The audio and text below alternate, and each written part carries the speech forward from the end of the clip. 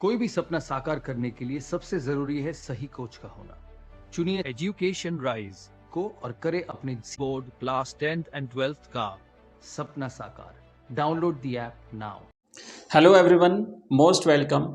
आज की जो अपनी क्लास है ये बहुत ही खास होने वाली है, क्योंकि आज की इस क्लास में अपना जो हिंदी कंपलसरी का काव्य खंड है वो कम्प्लीटली अपन एक साथ पढ़ने वाले हैं। वन शॉर्ट रिवीजन करेंगे इस एक क्लास में। सारी की सारी जो पोइम्स आप देख सकते हैं, जैसे फर्स्ट पोइम है हरिवंश राय बच्चन साहब की आत्मपरिचय और दिन जल्दी जल्दी ढलता है। दूसरी है आलोक धनवा साहब की पतंग। तीसरी कविता है हमारी कुंवर नारायण साहब की कविता के बहाने। और साथ ही साथ इस कविता के बहाने के साथ साथ अपन जो बात सीधी थी पर वो भी पढ़ेंगे।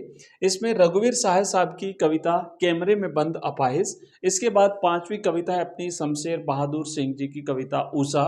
नेक्स्ट है सूर्यकांत त्रिपाठी निराला जी की रचना बादल राग। और फिर हम पढ़ेंगे गोस्वामी तुलसीदास जी।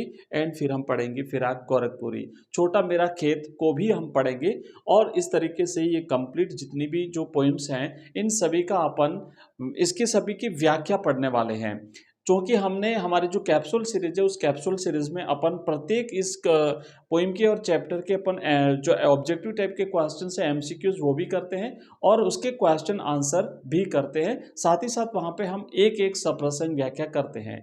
लेकिन एक बार इस पूरी क्लास में हम इसकी कंप्लीट व्याख्या भी पढ़ लेते हैं, क्योंकि जिन बच्चों ने अभी तक तैयारी नहीं कर पाए हैं, जो बच्चे नहीं जिनको पढ़ पाए हैं, कवर नहीं हुआ है, तो उनकी सबकी कवर हो जाएगी और जिन्होंने पहले पढ़ रखा है आप सबका हो जाएगा रिवीजन। ठीक है, तो ये अपना कंप्लीटली वन शॉट क्लास रहेगी। मैं आपको बता देता हूँ कि एक एक करके पढ़ेंगे। सबसे पहले हमारी पोइम फर्स्ट रहेगी, फिर सेकंड रहेगी, फिर थर्ड रहेगी। तो इस तरीके से अपन इसका कंप्लीट रिवीजन करने वाले हैं। ठीक है, ये सारी कविताएं अपन 9 की 9 कविताएं पढ़ेंगे। इसके बाद में नेक्स्ट जो अपनी क्लास रहेगी उसमें जो पूरा का पूरा अपना गद्य खंड है उस गद्य खंड में भी इसी तरीके से हम वन शॉट रिवीजन करने वाले हैं। तो आइए करते हैं स्टार्ट आज के इस क्लास को, जो कि अब हम रिवीजन कर रहे हैं। और आज हमारा ये पहला अध्याय है जिसमें हम पढ़ेंगे हरिवंश राय बच्चन साहब की कविता आत्मपरिचय। इसका कंप्लीट हम रिवीजन करने वाले हैं और पूरी जो पोइम है फर्स्ट से लेकर के एंड तक इस पूरे बुक का हम रिवीजन जो करेंगे। तो आज की कविता में हम शुरुआत करेंगे आत्मपरिचय जो कविता है हरिवंश राय बच्चन साहब की, इससे। आइए शुरू करते हैं। और यहां पर हम सबसे पहले जान लेते हैं कवि के बारे में, बच्चन साहब के बारे में हम जान लेते हैं जल्दी से, क्योंकि अब थोड़ा सा ये रिवीजन जो हम कर रहे हैं डिटेल स्टडी हम कर चुके हैं। हालांकि कंप्लीट पढ़ेंगे पर थोड़ा सा स्पीड रहेगी इसकी, ताकि जल्दी से जल्दी हम सारे चैप्टर्स कंप्लीट करें। कवि परिचय हरिवंश राय बच्चन साहब जो है बच्चों, ये हालावाद के प्रवर्तक माने जाते हैं। देखो एक प्रश्न पूछा जाता है ना कि जैसे निराला मुक्त छंद के प्रवर्तक माने जाते हैं, तो वैसे हिंदी साहित्य में हालावाद के प्रवर्तक कौन माने जाते हैं, एक प्रश्न बन सकता है। मैं इसमें जहां जहां से प्रश्न बन सकते हैं वो सारी कंडीशंस जो है वो आपको कहां कहां से प्रश्न बनने की रहती है वो आपको क्लियर करूंगा, ताकि कोई भी आपका डाउट नहीं रहे। और ध्यान से अगर समझते हैं ना बच्चों, तो ये कंप्लीट रिवीजन आपका फाइनल टच रहेगा, ध्यान रखना। तो अगर प्रश्न बनता है कि हालावाद के प्रवर्तक कौन माने जाते हैं, तो हिंदी साहित्य में अगर हम बात करें तो हालावाद के प्रवर्तक हरिवंश राय बच्चन साहब माने जाते हैं। हालावाद एक्चुअली होता क्या है, तो यहां पर आप जानेंगे कि फारसी के एक कवि थे उमर खय्याम साहब। तो उमर खय्याम साहब जो है ना, ये इन्होंने जो है फारसी रुबैया हमने उमर खय्याम की पढ़ेंगे। तो इन्होंने जो है ना जो हालावाद का प्रवर्तन किया था उसको हिंदी में लाए थे हरिवंश राय बच्चन साहब। तो इनकी शुरुआती जो कविताएं थी उसमें ये प्रभाव हमें ज्यादा देखने को मिलता है। एक्चुअली हालावाद जो है, हाला का अर्थ होता है मदिरा, हाला का अर्थ होता है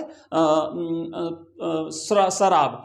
तो शराब पीने के बाद व्यक्ति जिस तरीके से मस्ती में सराबोर हो जाता है, तो इसी तरीके से संगीत कविता में भी व्यक्ति जो है वो मदहोश हो जाता है।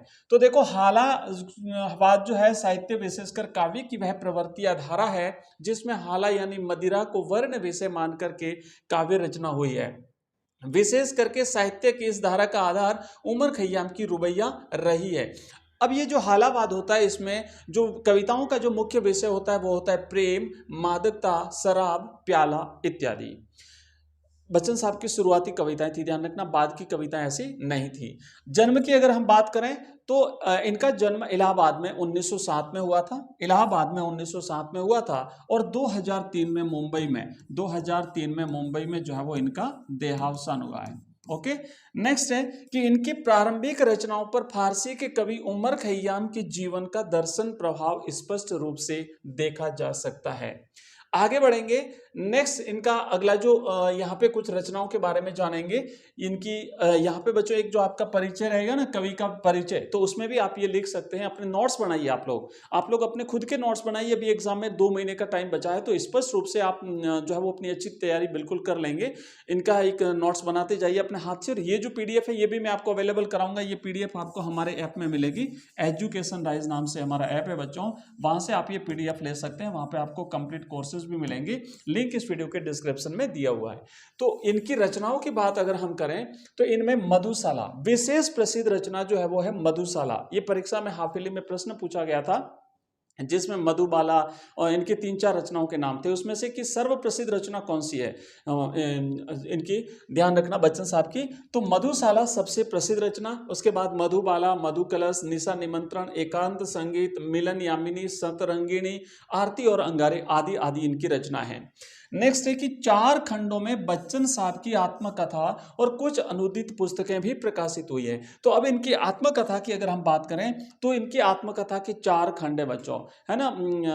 हम यहाँ पे देखेंगे 10 द्वार से सोपान तक। तो इस तरीके से इनकी जो आत्मकथा है उसके 4 खंड हैं, 4 अलग अलग भाग हैं। और 2003 में हरिवंश राय बच्चन साहब का देहांत जो है वो हुआ था। अब यहाँ पर हम देखेंगे कविता परिचय के बारे में। जो आत्म परिचय कविता है उसके बारे में जान लेते हैं। अपना परिचय देते हुए कवि ने संसार के साथ अपने द्वंद्वात्मक संबंधों को व्यक्त किया है। कवि सबसे पहले अपना परिचय देता है कि मैं क्या हूं, तो कवि कहता है कि मैं जग जीवन का भार लिए फिरता हूं, लेकिन फिर भी संसार के प्रति मैं प्रेम का भाव जो है वो मेरे मन में है। तो और फिर कहता है कि मैं जग का ध्यान नहीं करता हूं। तो इस तरीके से द्वंद्वात्मक संबंध व्यक्त करता है कवि।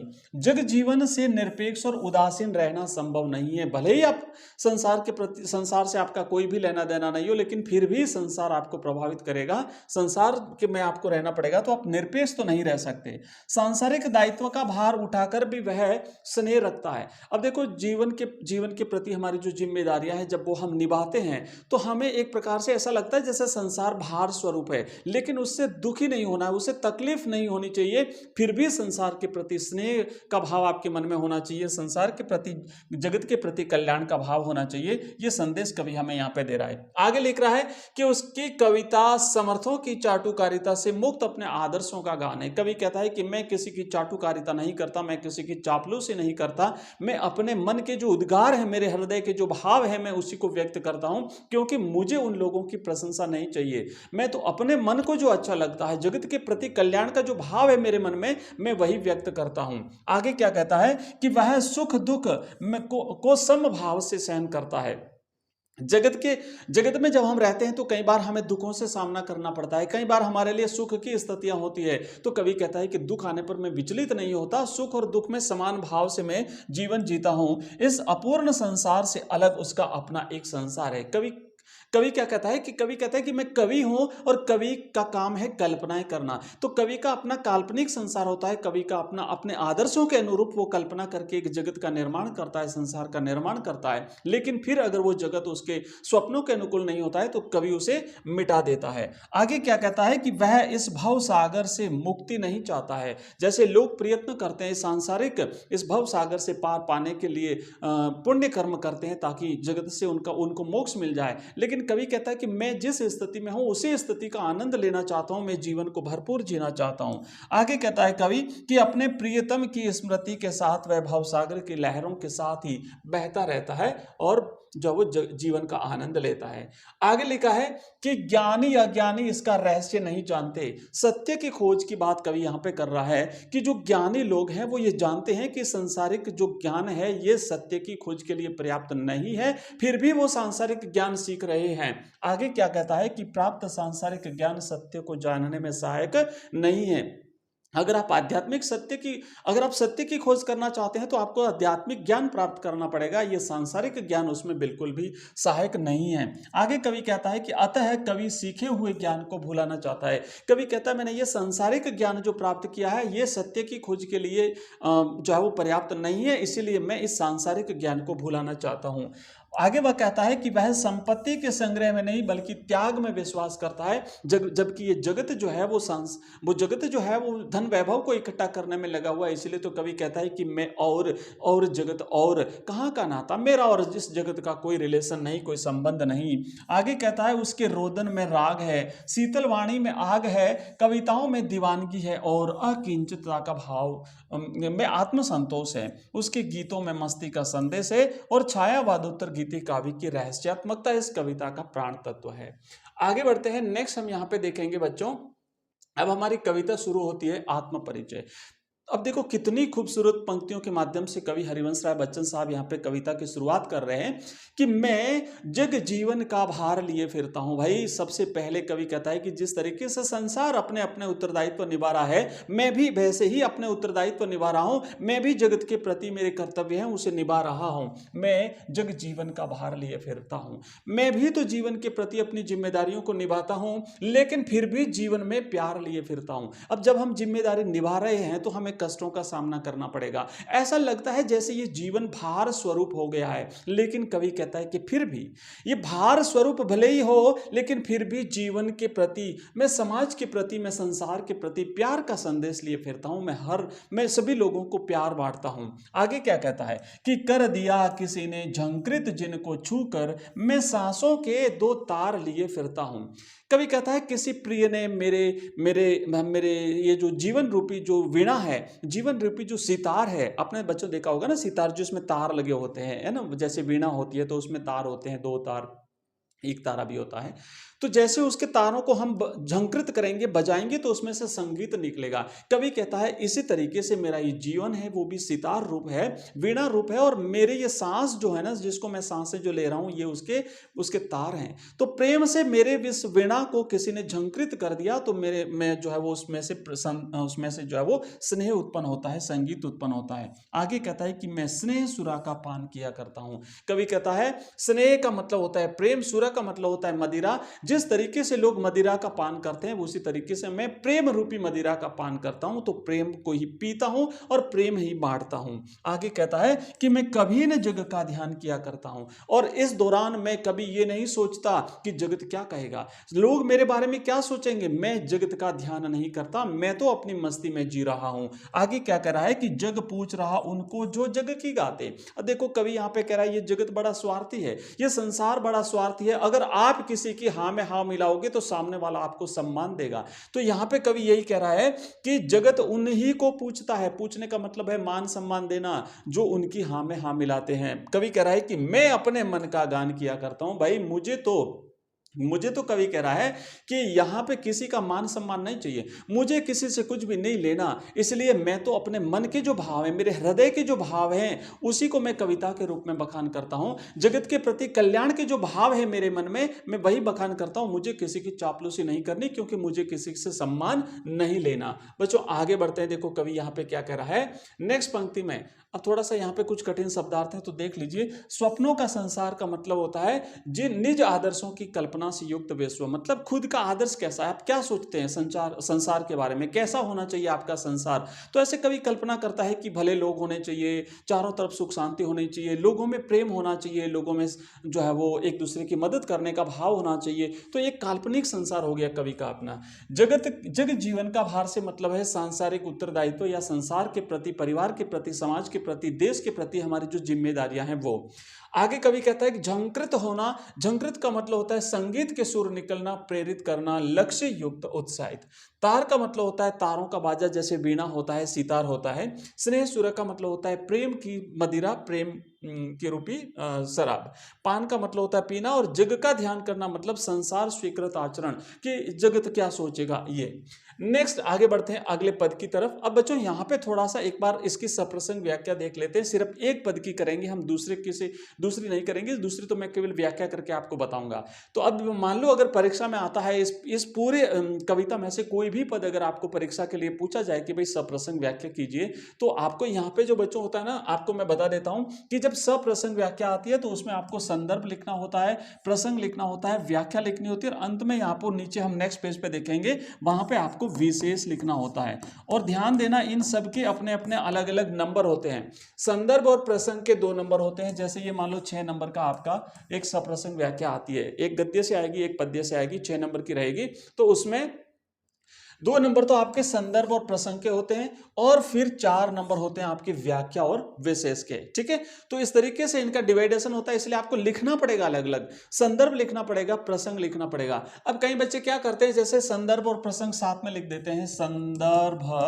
संदर्भ एवं प्रसंग, ठीक है चलेगा, कोई बात नहीं, संदर्भ और प्रसंग आप लिख दीजिए। पर जब एक ही पंक्ति में आप संदर्भ और प्रसंग लिख तो रहे हैं ना, तो अलग अलग करके क्यों नहीं लिखो भाई, वैसे भी तो आप लिख रहे हो ना, तो आप ऐसा करो ना कि संदर्भ आपने अलग लिख दिया, थोड़ा सा दूसरों से हटके लिखना पड़ेगा। कहते हैं ना कि जीतने वाले कोई अलग काम नहीं करते, बल्कि जीतने वाले हर काम को अलग ढंग से करते हैं। तो जीतने वाले भी काम तो वही कर रहे हैं, संदर्भ और प्रसंग दे रहे हैं, लेकिन संदर्भ को अलग दे रहे हैं, प्रसंग को अलग दे रहे हैं, व्याख्या को अलग दे रहे हैं। और बाकी लोग भी क्या करते हैं, काम तो वही कर रहे हैं, वो भी संदर्भ दे रहे हैं, प्रसंग दे रहे हैं, लेकिन एक ही लाइन में लिख रहे हैं। तो आपको क्या करना है, थोड़ा सा हटके लिखना है। मैं पिछले 5 वर्षों से जो कॉपीज चेक कर रहा हूं बोर्ड की, मुझे पूरा अनुभव है बच्चों। जो चीज बता रहा हूं आप उस तरीके से चलिएगा, आप एक एक चीज को ध्यान से समझिएगा, पढ़िएगा। जब तक 2 महीने में आप इतने एक्सपर्ट हो जाओगे कि आपको किसी को पूछने की जरूरत नहीं पड़ेगी, आपको किसी भी प्रकार का आपका डाउट नहीं रहेगा, सारी चीजें क्लियर हो जाएगी। कंटिन्यूटी बनाए रखिए आप। तो आपको करना क्या है, संदर्भ लिखना है, प्रसंग लिखना है, और फिर अपन करेंगे व्याख्या। अब संदर्भ में क्या लिखना है, कुछ भी नहीं लिखना, सिर्फ 2 चीजें आपको ध्यान रखना है कि जो संदर्भ होता है, जो पहले अपन टॉप में लिखेंगे संदर्भ, उसमें एक तो उस कविता का नाम लिखना है अगर काव्यांश है तो, अगर पद्य भाग है तो, और अगर गद्य भाग है तो हमें उस पाठ का नाम लिखना है। अब ये जो लिखना, हमने कविता का नाम लिखा और उसके बाद उस कवि का नाम लिखना है जिसने उस कविता को लिखा है, और गद्य भाग है तो हमें उस पाठ के लेखक का नाम लिखना है जिसने उस पाठ को लिखा है। ठीक है, तो ये करना है। तो देखो हम यहाँ पे लिखेंगे संदर्भ, हम लिखेंगे कि प्रस्तुत काव्यांश, जो अभी हमने देखा ना कि मैं जग जीवन के प्रति भार लिए फिरता हूँ, फिर भी जीवन के प्रति प्यार लिए फिरता हूँ, ये पंक्तियां अगर आ जाती है तो आप लिखेंगे कि प्रस्तुत काव्यांश, या फिर ये पंक्तियां हमारी पाठ्य पुस्तक आरो भाग 2 में संकलित कवि हरिवंश राय बच्चन की कविता आत्म परिचय से लिया गया है। बस इतना सा लिखना है। तो देखो किताब का नाम आ गया, कवि का नाम आ गया, और कविता का नाम आ गया, सारी चीजें क्लियर, आपका पक्का हो गया 1 नंबर। फिर लिखेंगे प्रसंग। प्रसंग में यह होता है कि संदर्भ, मतलब जो संदर्भ आपने बताया उसमें कवि किस बात को ध्यान में रख करके ये भाव कह रहा है, ये बात कह रहा है।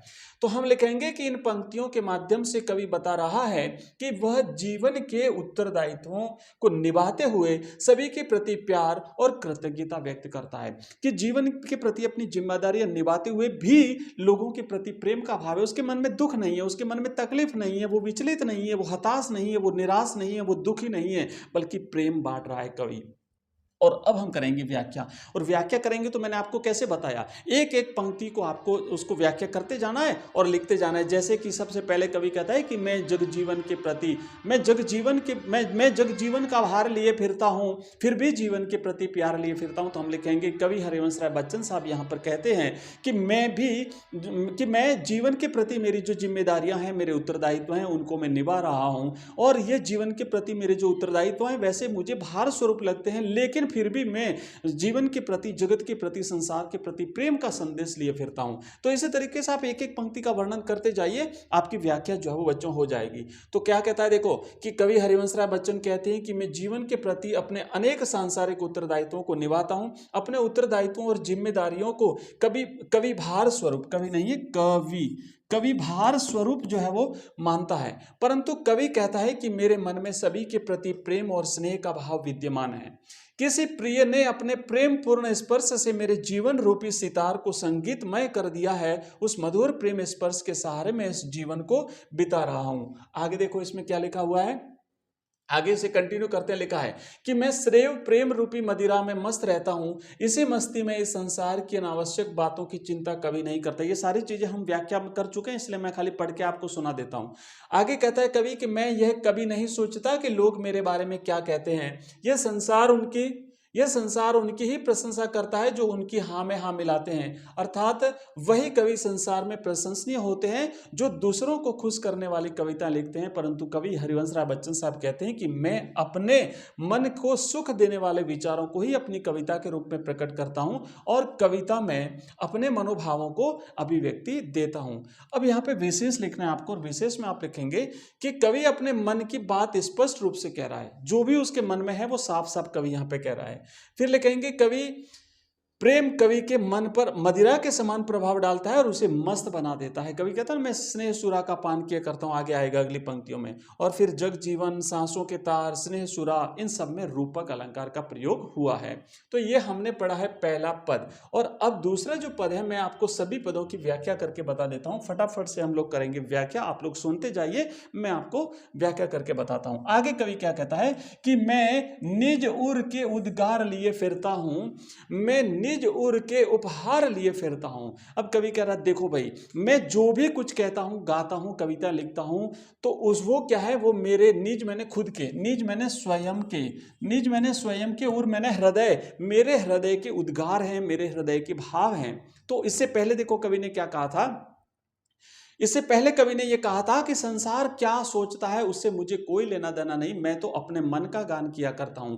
और फिर क्या कहता है कि मैं जगत को जो भी संदेश देता हूं, मेरे हृदय की खुद के उद्गार है, मुझे किसी से प्रशंसा नहीं लेनी, मैं किसी की चापलूसी नहीं करता, मैं अपने मन का गान किया करता हूं। और मेरे जो ये भाव हैं, ये मेरे भाव जगत के कल्याण के भाव हैं, और इसीलिए कवि अपने इन उद्गारों को, अपने भावों को जगत के प्रति, संसार के प्रति अपना उपहार जो है वो संसार को अपना उपहार मानता है कि भाई आप इसे मेरा उपहार मान लीजिए, कि जगत के कल्याण के जो भाव है मेरे हृदय में, वही मेरा जगत को उपहार है। आगे क्या कहता है कवि कि है यह अपूर्ण संसार न मुझको भाता। कवि इस संसार को अपूर्ण मानता है, अधूरा मानता है, इस संसार में कमियां हैं, तो इसलिए कवि कहता है मुझे यह संसार अच्छा नहीं लगता। क्यों है कमियां? अब यहां पे कवि कई सारी बातें बताएगा, संसार में ये है, वैसा है, वैसा है, और मेरा कवि कहता है मेरा उद्देश्य अलग है, संसार का अलग है। तो देखो क्या कहता है कि मैं अपने सपनों का संसार लिए फिरता हूं। ये संसार जो है, जो जगत है, ये जो भौतिकतावादी जगत है, ये अधूरा है,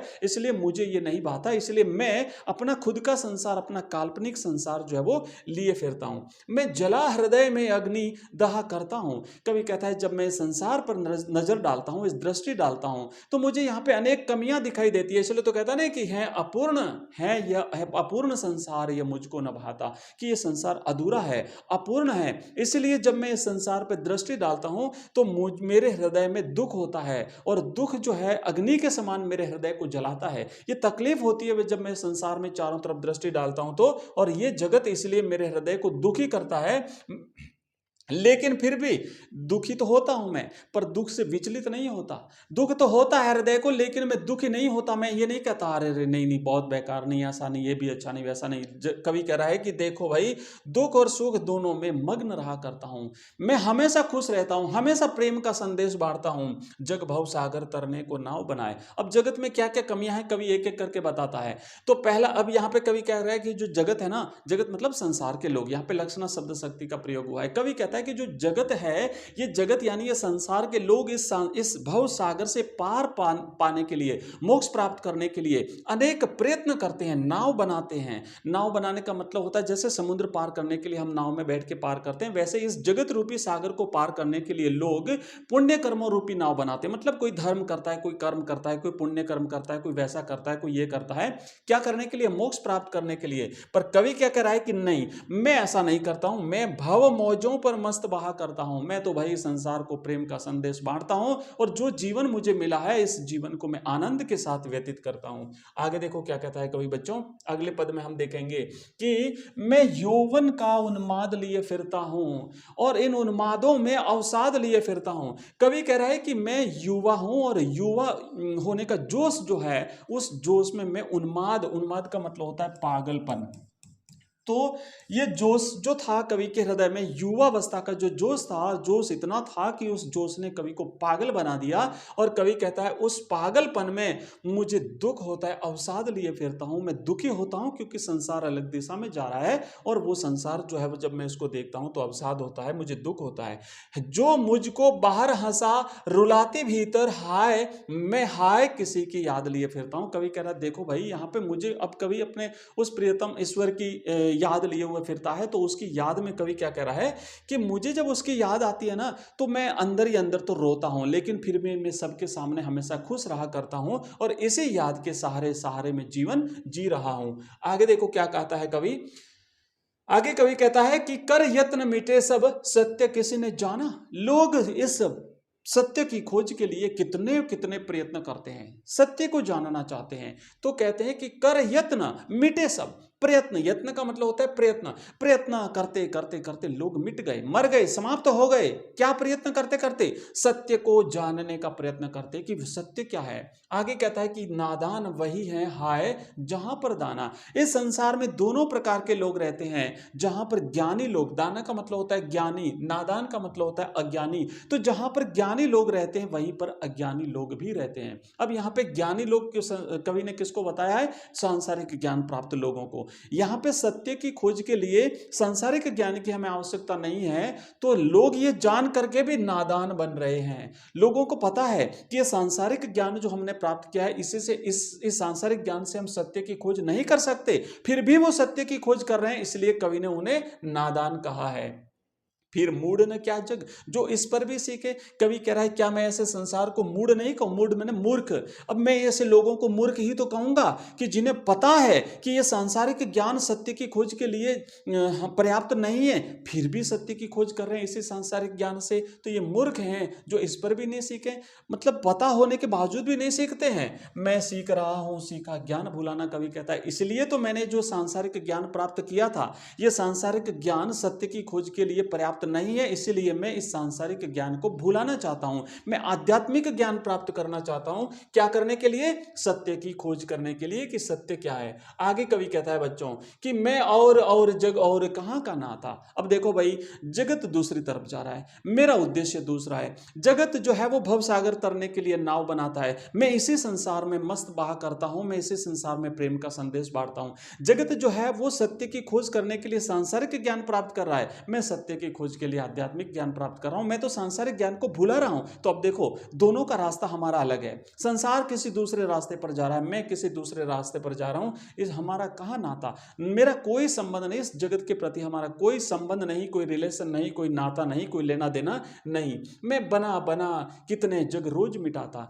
अब चूंकि ये संसार अपूर्ण है, मुझको नहीं भाता है, इसलिए मैं अपना खुद का संसार बनाता हूं, अपना काल्पनिक आदर्शों, मेरे अपने खुद के आदर्शों के अनुरूप काल्पनिक संसार का निर्माण करता हूं। लेकिन अगर वो संसार भी मेरे आदर्शों के अनुरूप नहीं होता है तो मैं उस जगत को मिटा देता हूं और फिर एक नया संसार बनाता हूं, फिर मिटाता हूं, एक और नया काल्पनिक संसार बनाता हूं।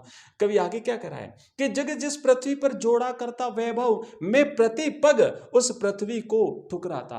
अब ये संसार, उद्देश्य दोनों का अलग अलग है, पहले ही बता दिया। ये संसार और क्या करता है? ये संसार इस जगत पर, इस पृथ्वी पर धन संपत्ति वैभव माया जोड़ता है, जबकि मैं क्या करता हूं? मैं ऐसी माया को ठुकराता हूं। मुझे माया नहीं जोड़नी, मुझे मान सम्मान नहीं जोड़ना, मुझे धन वैभव पैसे इकट्ठे नहीं करना, मैल नहीं बनाना। आगे कवि क्या कहता है? आगे कवि कहता है कि मैं निज रोदन में राग लिए फिरता हूं। कवि कह रहा है मैं जो जगत के प्रति जो चीजें देखता हूं उससे मुझे दुख होता है, विचलित होता हूं, और मैं अपने भावों को, उद्गारों को व्यक्त करता हूं कविता के माध्यम से।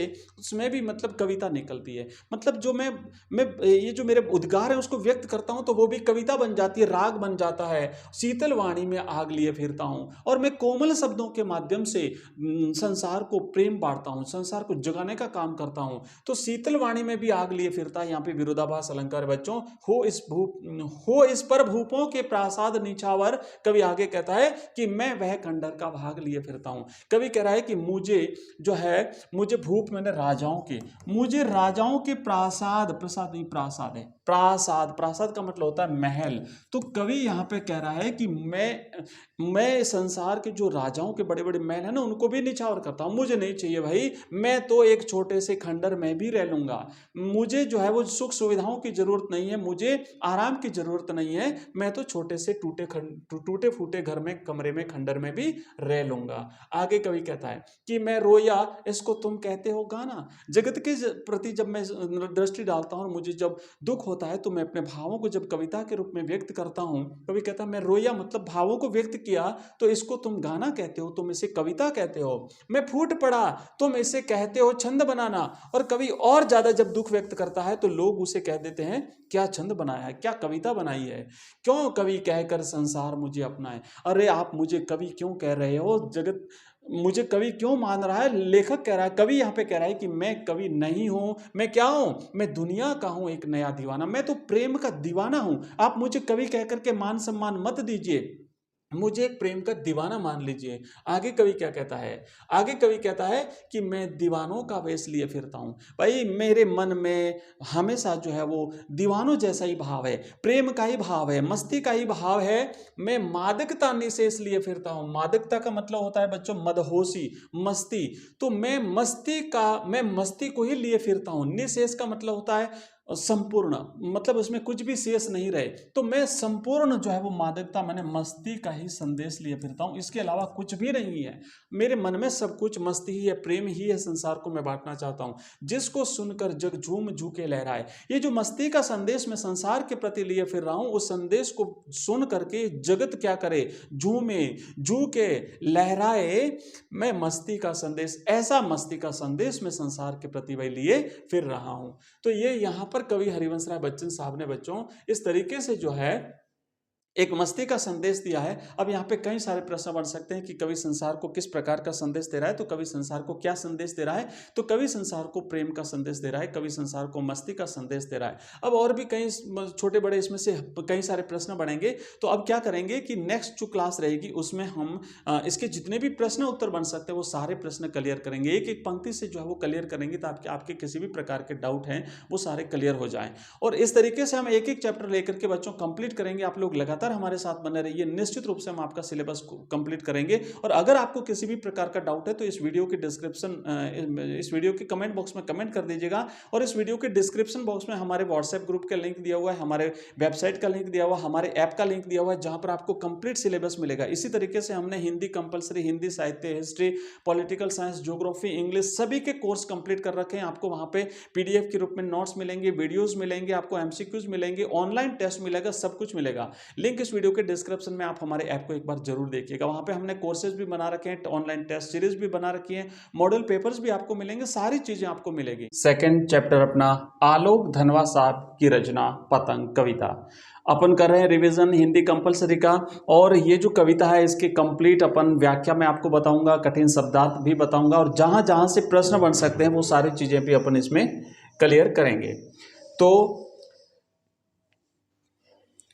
तो हम यहाँ पे सीधे कविता पे चलेंगे। कवि परिचय हम बाद में देखेंगे, जब एक साथ सारे कवियों का जो परिचय रहेगा उसमें हम इसे पढ़ लेंगे। पतंग जो कविता है इसमें बच्चों यहाँ से शुरुआत करते हैं अपन, ओके, यहीं पर रहने देते हैं इसको, पतंग कविता। तो देखो यहाँ पे क्या होता है कि बारिश की ऋतु, वर्षा की ऋतु समाप्त हो चुकी है, और इसके बाद जब शरद ऋतु का आगमन होता है तो शरद ऋतु के आगमन के साथ ही कवि इस कविता की शुरुआत कर रहे हैं। लेकिन शुरुआती दो पंक्तियां हैं, वहां पे वर्षा ऋतु के बीतने का उल्लेख किया गया है। यहां से प्रश्न बन सकता है कि कविता की प्रथम पंक्ति में कवि ने किस ऋतु की बात कही है। तो कविता की प्रथम जो पंक्ति है बच्चों, कहता है कि सबसे तेज बौछारें गई, भादो गया सवेरा हुआ।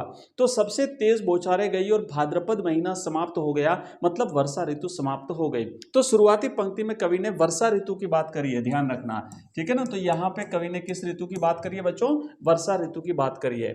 आगे क्या कहता है कि सबसे तेज बौछारें गई और भादो गया, मतलब भाद्रपद महीना जो है ना, बरसात के 4 महीने बच्चों रहते हैं, और भाद्रपद महीना जब बीतता है उसके बाद में बारिश की तेज बौछारों की संभावना समाप्त हो जाती है।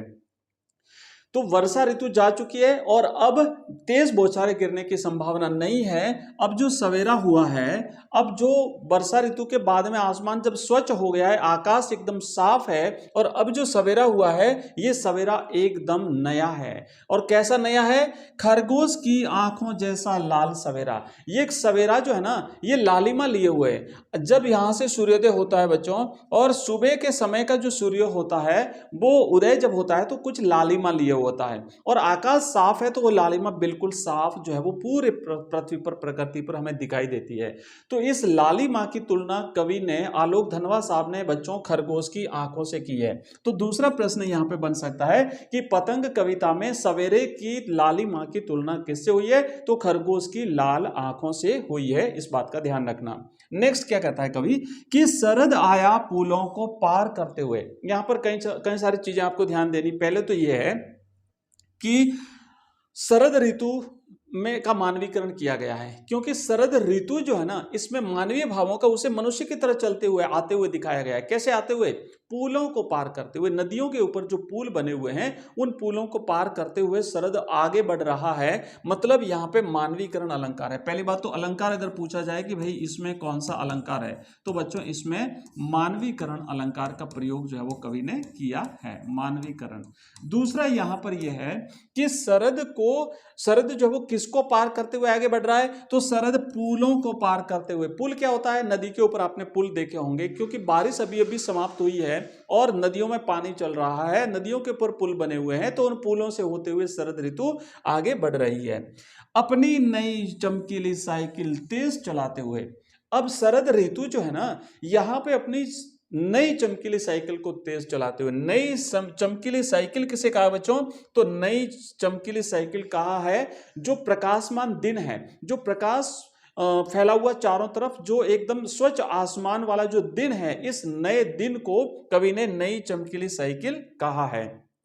इस नई चमकीली साइकिल पर सवारी करते हुए। नई चमकीली क्यों? क्योंकि आकाश बिल्कुल साफ है और एकदम सीधी तेज किरणें पृथ्वी पर आ रही है, स्वच्छ आकाश है और दिन एकदम बिल्कुल प्रकाशपूर्ण दिन है। तो इसे एक साइकिल के समान माना है कि शरद ऋतु इस साइकिल पे सवार होके, शरद ऋतु रूपी बालक इस साइकिल पे सवार होके आगे बढ़ रहा है।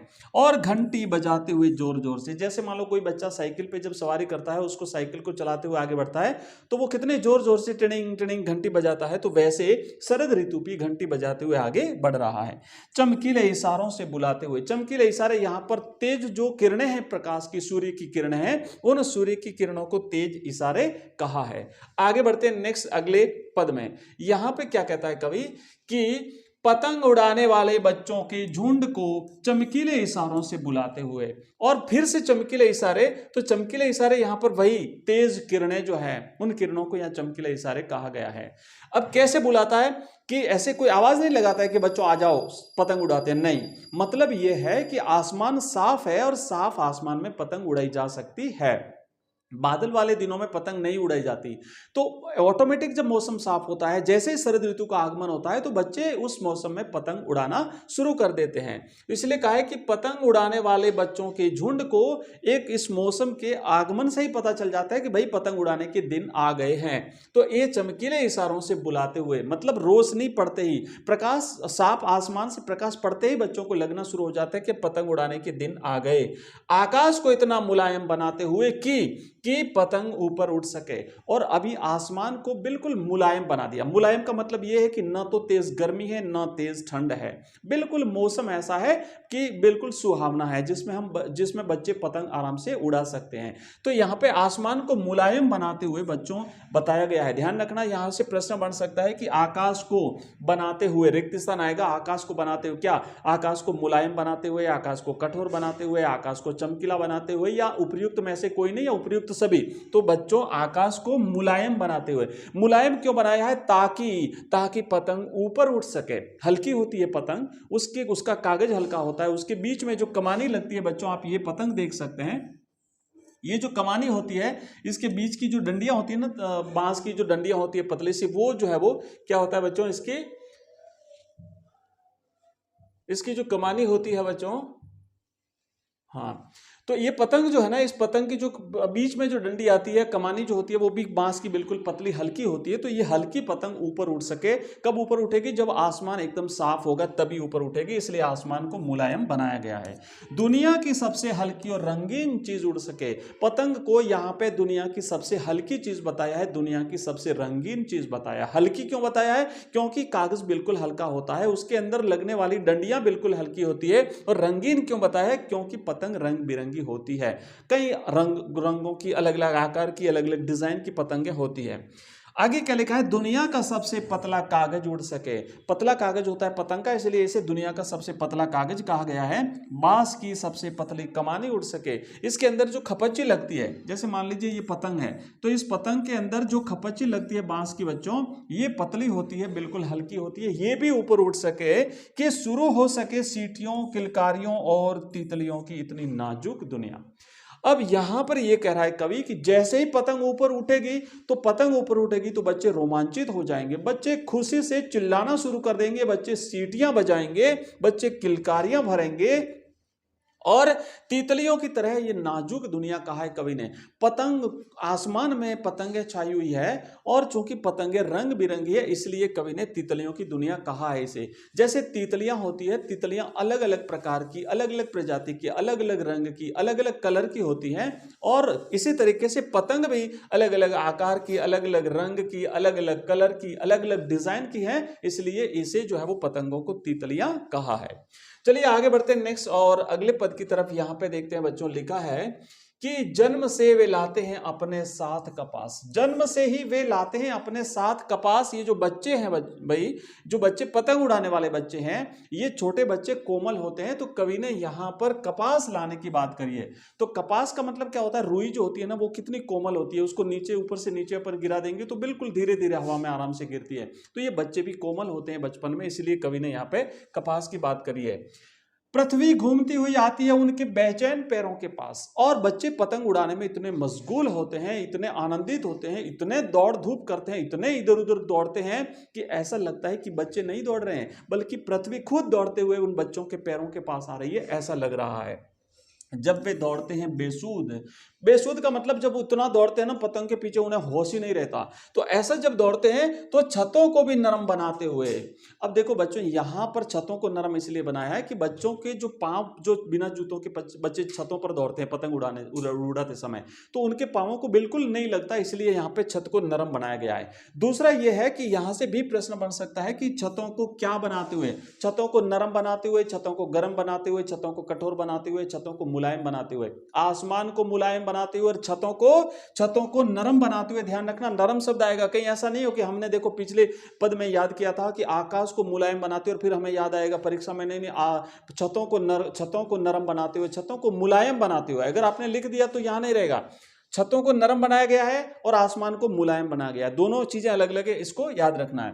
दिशाओं को मृदंग की तरह बजाते हुए। और बच्चे जब दौड़ते हैं, छतों के ऊपर जब दौड़ते हैं, तो आपने देखा होगा छत के ऊपर जब दौड़ते हैं तो धम धम की आवाज आती है। तो इतना दौड़ते, कभी इधर कभी इधर, कभी आगे कभी पीछे, और वो जो आवाजें आती है, इससे ऐसा लग रहा है जैसे चारों दिशाओं में मृदंग बज रहा है। मृदंग एक प्रकार का वाद्य यंत्र होता है बच्चों, ढोलक के समान होता है, एक वाद्य यंत्र होता है, और इसको जब बजाया जाता है तो है ना, इस तरीके से बजाया जाता है तो आवाज निकलती। तो ये जो अभी छत है ना, ये छतों पर जब बच्चे दौड़ते हैं ना, तो ऐसा लग रहा है जैसे मृदंग की आवाज आ रही है। जब वे पेंग भरते हुए चले आते हैं डाल की तरह लचीले वेग से। पेंग भरना मतलब उसको खींचना, तो खींचना, कभी आगे जाना फिर कभी इधर आना। तो ऐसा हो रहा है जैसे डाली जो होती है पेड़ की, जब हम उसको खींचते हैं तो खींचते हैं और फिर छोड़ते हैं तो कैसे जाती है, झूलती है। तो यहाँ पर बच्चे भी डाली के समान उस लचीले वेग से आगे पीछे हो रहे हैं और छतों के खतरनाक किनारों तक उस समय गिरने से बचाता है उन्हें। फिर बच्चे क्या करते हैं, पतंग उड़ाते उड़ाते छतों के वो किनारे जो है ना, कई बहुत बड़ी बिल्डिंग होती है और उसके किनारे तक पहुंच जाते हैं, लेकिन चूंकि उनके हाथ में पतंग की डोर होती है वो उस डोर के सहारे गिरने से बच जाते हैं। तो क्या कहा है कि उस समय गिरने से बचाता है उन्हें सिर्फ उनके ही रोमांचित शरीर का संगीत। तो इतने रोमांचित होते हैं उस पतंग को उड़ाने में कि जिस तरीके से पतंग उस डोर के सहारे टिकी हुई है उसी तरीके से बच्चे उस पतंग के सहारे उस डोर के माध्यम से टिके रहते हैं और वो गिरने से बच जाते हैं। पतंगों की धड़कती ऊंचाइयां उन्हें थाम लेती है महज एक धागे के सहारे, क्योंकि पतंग इतनी ऊंची है और वहां से वो धागे के सहारे बच्चे के हाथ में है, तो ऐसा लग रहा है कि शायद उस पतंग ने इस बच्चे को गिरने से बचा लिया। सहारा था उस डोरी का, इसलिए वो बच्चा गिरने से बच गया।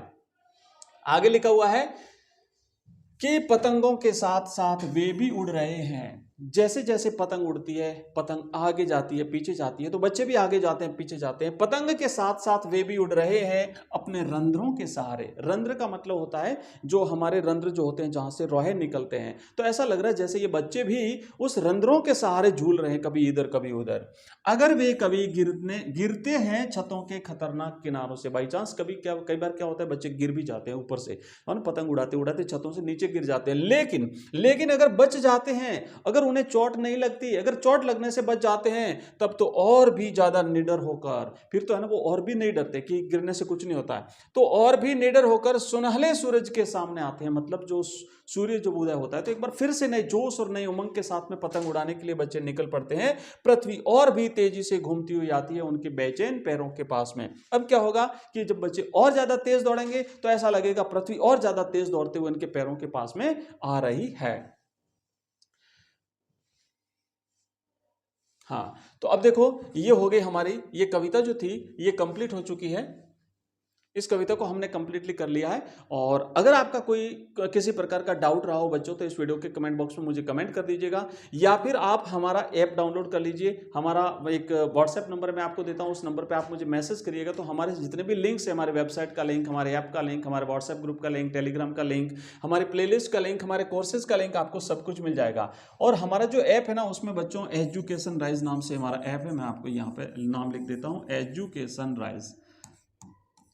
इस वीडियो के डिस्क्रिप्शन में इसका लिंक दिया हुआ है, वहां पर हमने कंप्लीट कोर्सेज आपके लिए अवेलेबल करा रखे हैं, जिसमें आपको Hindi compulsory, English compulsory, history, political science, geography, Hindi साहित्य, सारे कोर्सेज आपको मिलेंगे। वहां पर आपको ऑनलाइन टेस्ट सीरीज, बच्चों ऑनलाइन टेस्ट सीरीज भी आपको उसमें मिलेगी, ऑनलाइन टेस्ट सीरीज भी आपको वहां पे मिल जाएगी।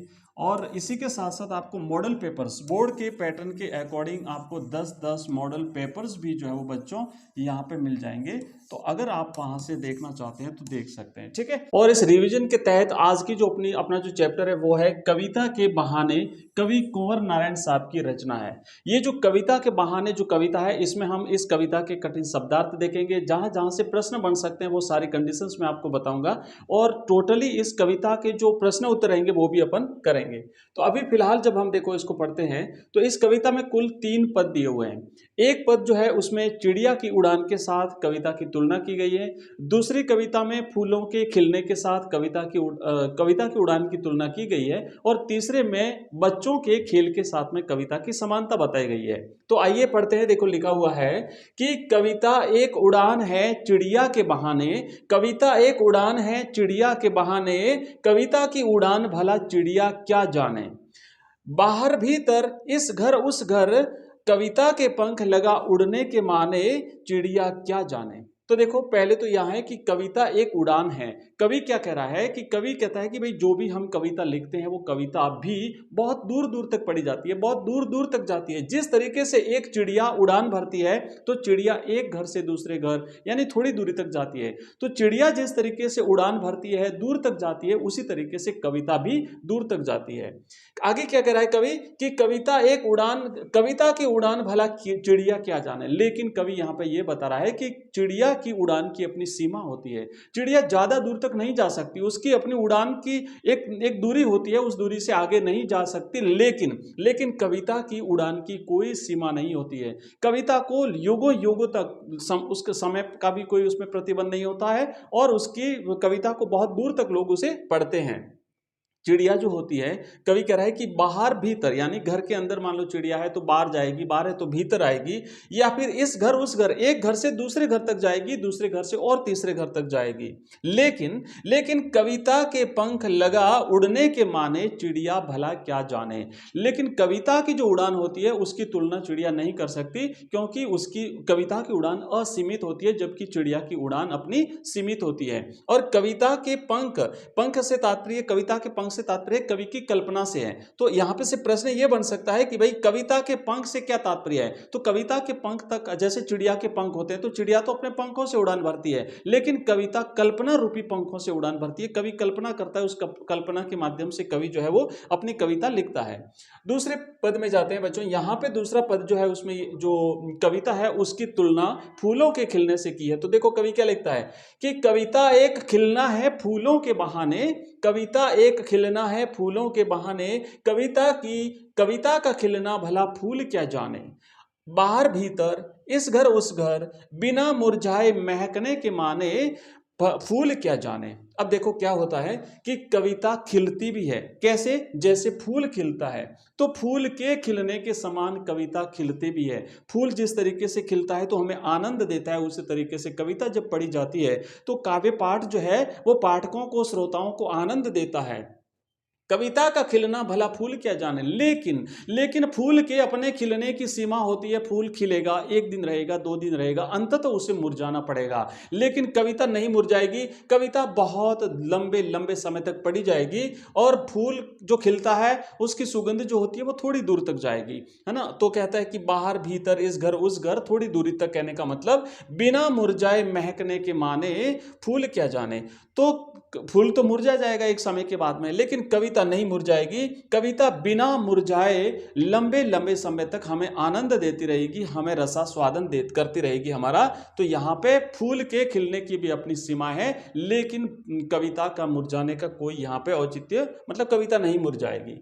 अगला हमारा तीसरा जो पद है इस कविता का, 3 पदों की ये कविता है, और तीसरे पद में कवि ने बच्चों के खेल के साथ में कविता की समानता दर्शाई है। इस बात का भी ध्यान रखना कि कवि क्या करता है कि कवि ने चिड़िया की उड़ान के साथ तुलना करी है, साथ ही साथ कवि ने फूलों के खिलने के साथ भी तुलना करी है, लेकिन बच्चों के जो खेलने हैं, बच्चों का जो खेल है उसके साथ कविता की समानता बताई है। कवि क्या कहता है कि कविता एक खेल है बच्चों के बहाने। तो अब यहां से ये प्रश्न भी बन सकता है कि कविता एक खेल है बच्चों के बहाने, चिड़िया के बहाने, फूलों के बहाने, या उपयुक्त सभी। तो ध्यान रखना, उपयुक्त सभी नहीं करोगे आप, या उपयुक्त में से कोई नहीं करोगे।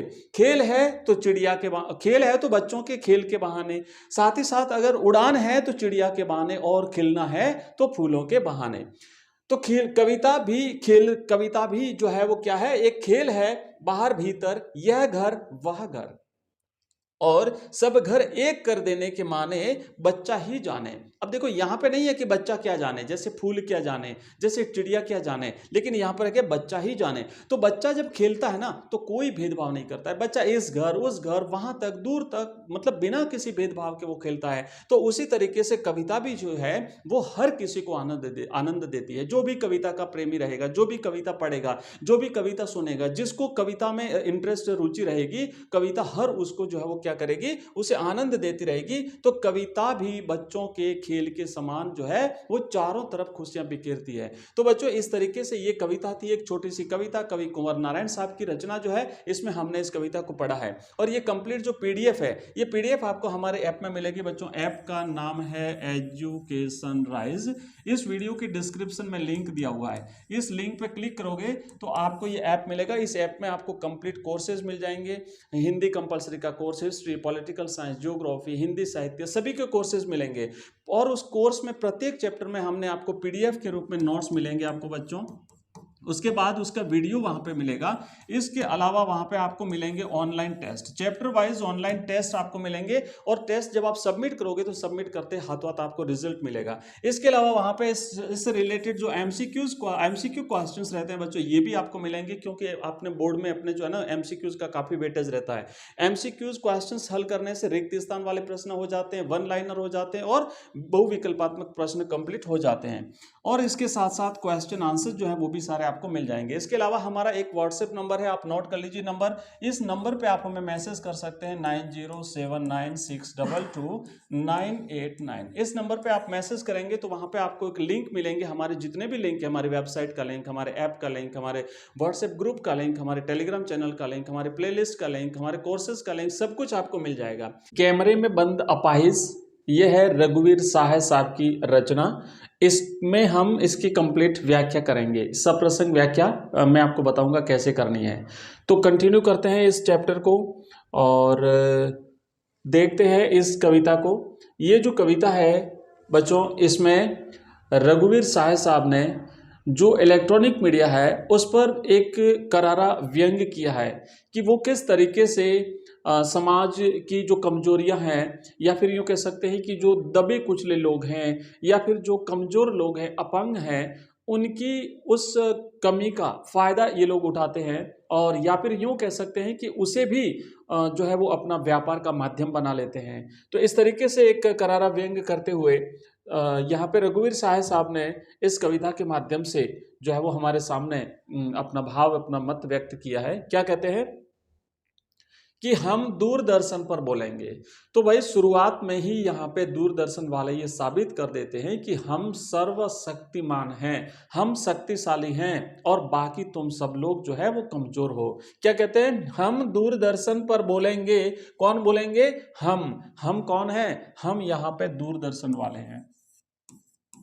तो ये दूरदर्शन वाले जो है, यहाँ पे दूरदर्शन वाले ये कहते हैं कि भाई हम जो है वो दूरदर्शन पर बोलेंगे। क्या? हम समर्थ शक्तिवान, हम ताकतवर हैं, हम समर्थ हैं, हम शक्तिवान हैं। तो हम जो भी जो है वो बोलेंगे दूरदर्शन पे आप सुनेंगे। हम एक दुर्बल को लाएंगे, फिर हम क्या करेंगे? एक कमजोर व्यक्ति को, एक दुर्बल व्यक्ति को हम लाएंगे। कहाँ पे? हमारे उस स्टूडियो में, बंद कमरे में, एक बंद कमरे में लाएंगे। बंद कमरे का मतलब होता है एक पूरा स्टूडियो जहां से हमारा कार्यक्रम प्रसारित होता है, टीवी पर जाता है। तो वहां पर हम एक कमजोर व्यक्ति को लाएंगे, ध्यान देना, यहाँ पे एक दुर्बल व्यक्ति को वो लाएंगे, और फिर क्या करेंगे? उससे पूछेंगे तो क्या आप अपाहिज हैं? एक अपाहिज व्यक्ति को लाएंगे और डायरेक्ट उससे प्रश्न पूछेंगे। देखो कितने बेतुके प्रश्न हैं। मतलब आप उस व्यक्ति को लाएंगे तो उसके साथ मानवता दिखानी चाहिए, जबकि आप उस व्यक्ति को सीधा पूछेंगे क्या आप अपाहिज हैं,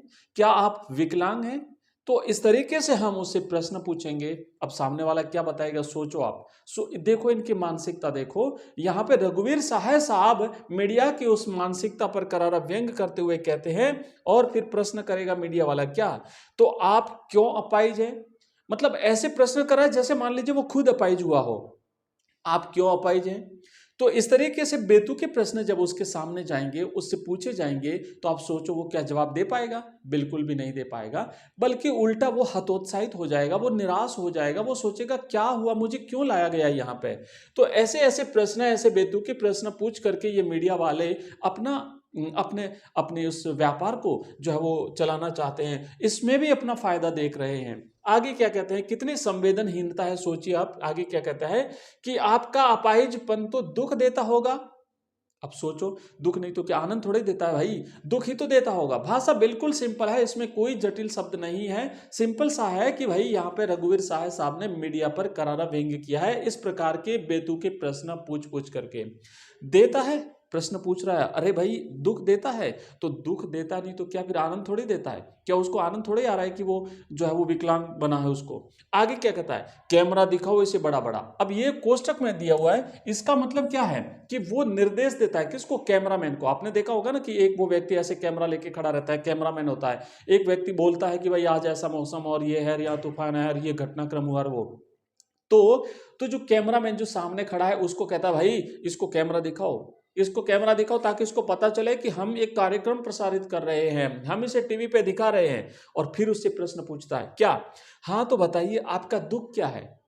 हाँ तो बताइए आपका दुख क्या है? सोचिए उसकी मानसिकता, उससे पूछ रहा है, जल्दी बताइए वह दुख बताइए, सोचिए, फुर्ती करिए, ज्यादा टाइम खराब मत करिए। बता नहीं पाएगा, नहीं बता पाएगा, स्वाभाविक है। वो बेचारा कैसे बता पाएगा? अपने दुख को नहीं बता पाएगा, वो बोल नहीं पाएगा। उसके मन में एक विचित्र द्वंद्व चल रहा होगा कि मैं कहाँ आके फंस गया, मुझे कहाँ लाया गया है, मुझे किस लिए लाया गया है।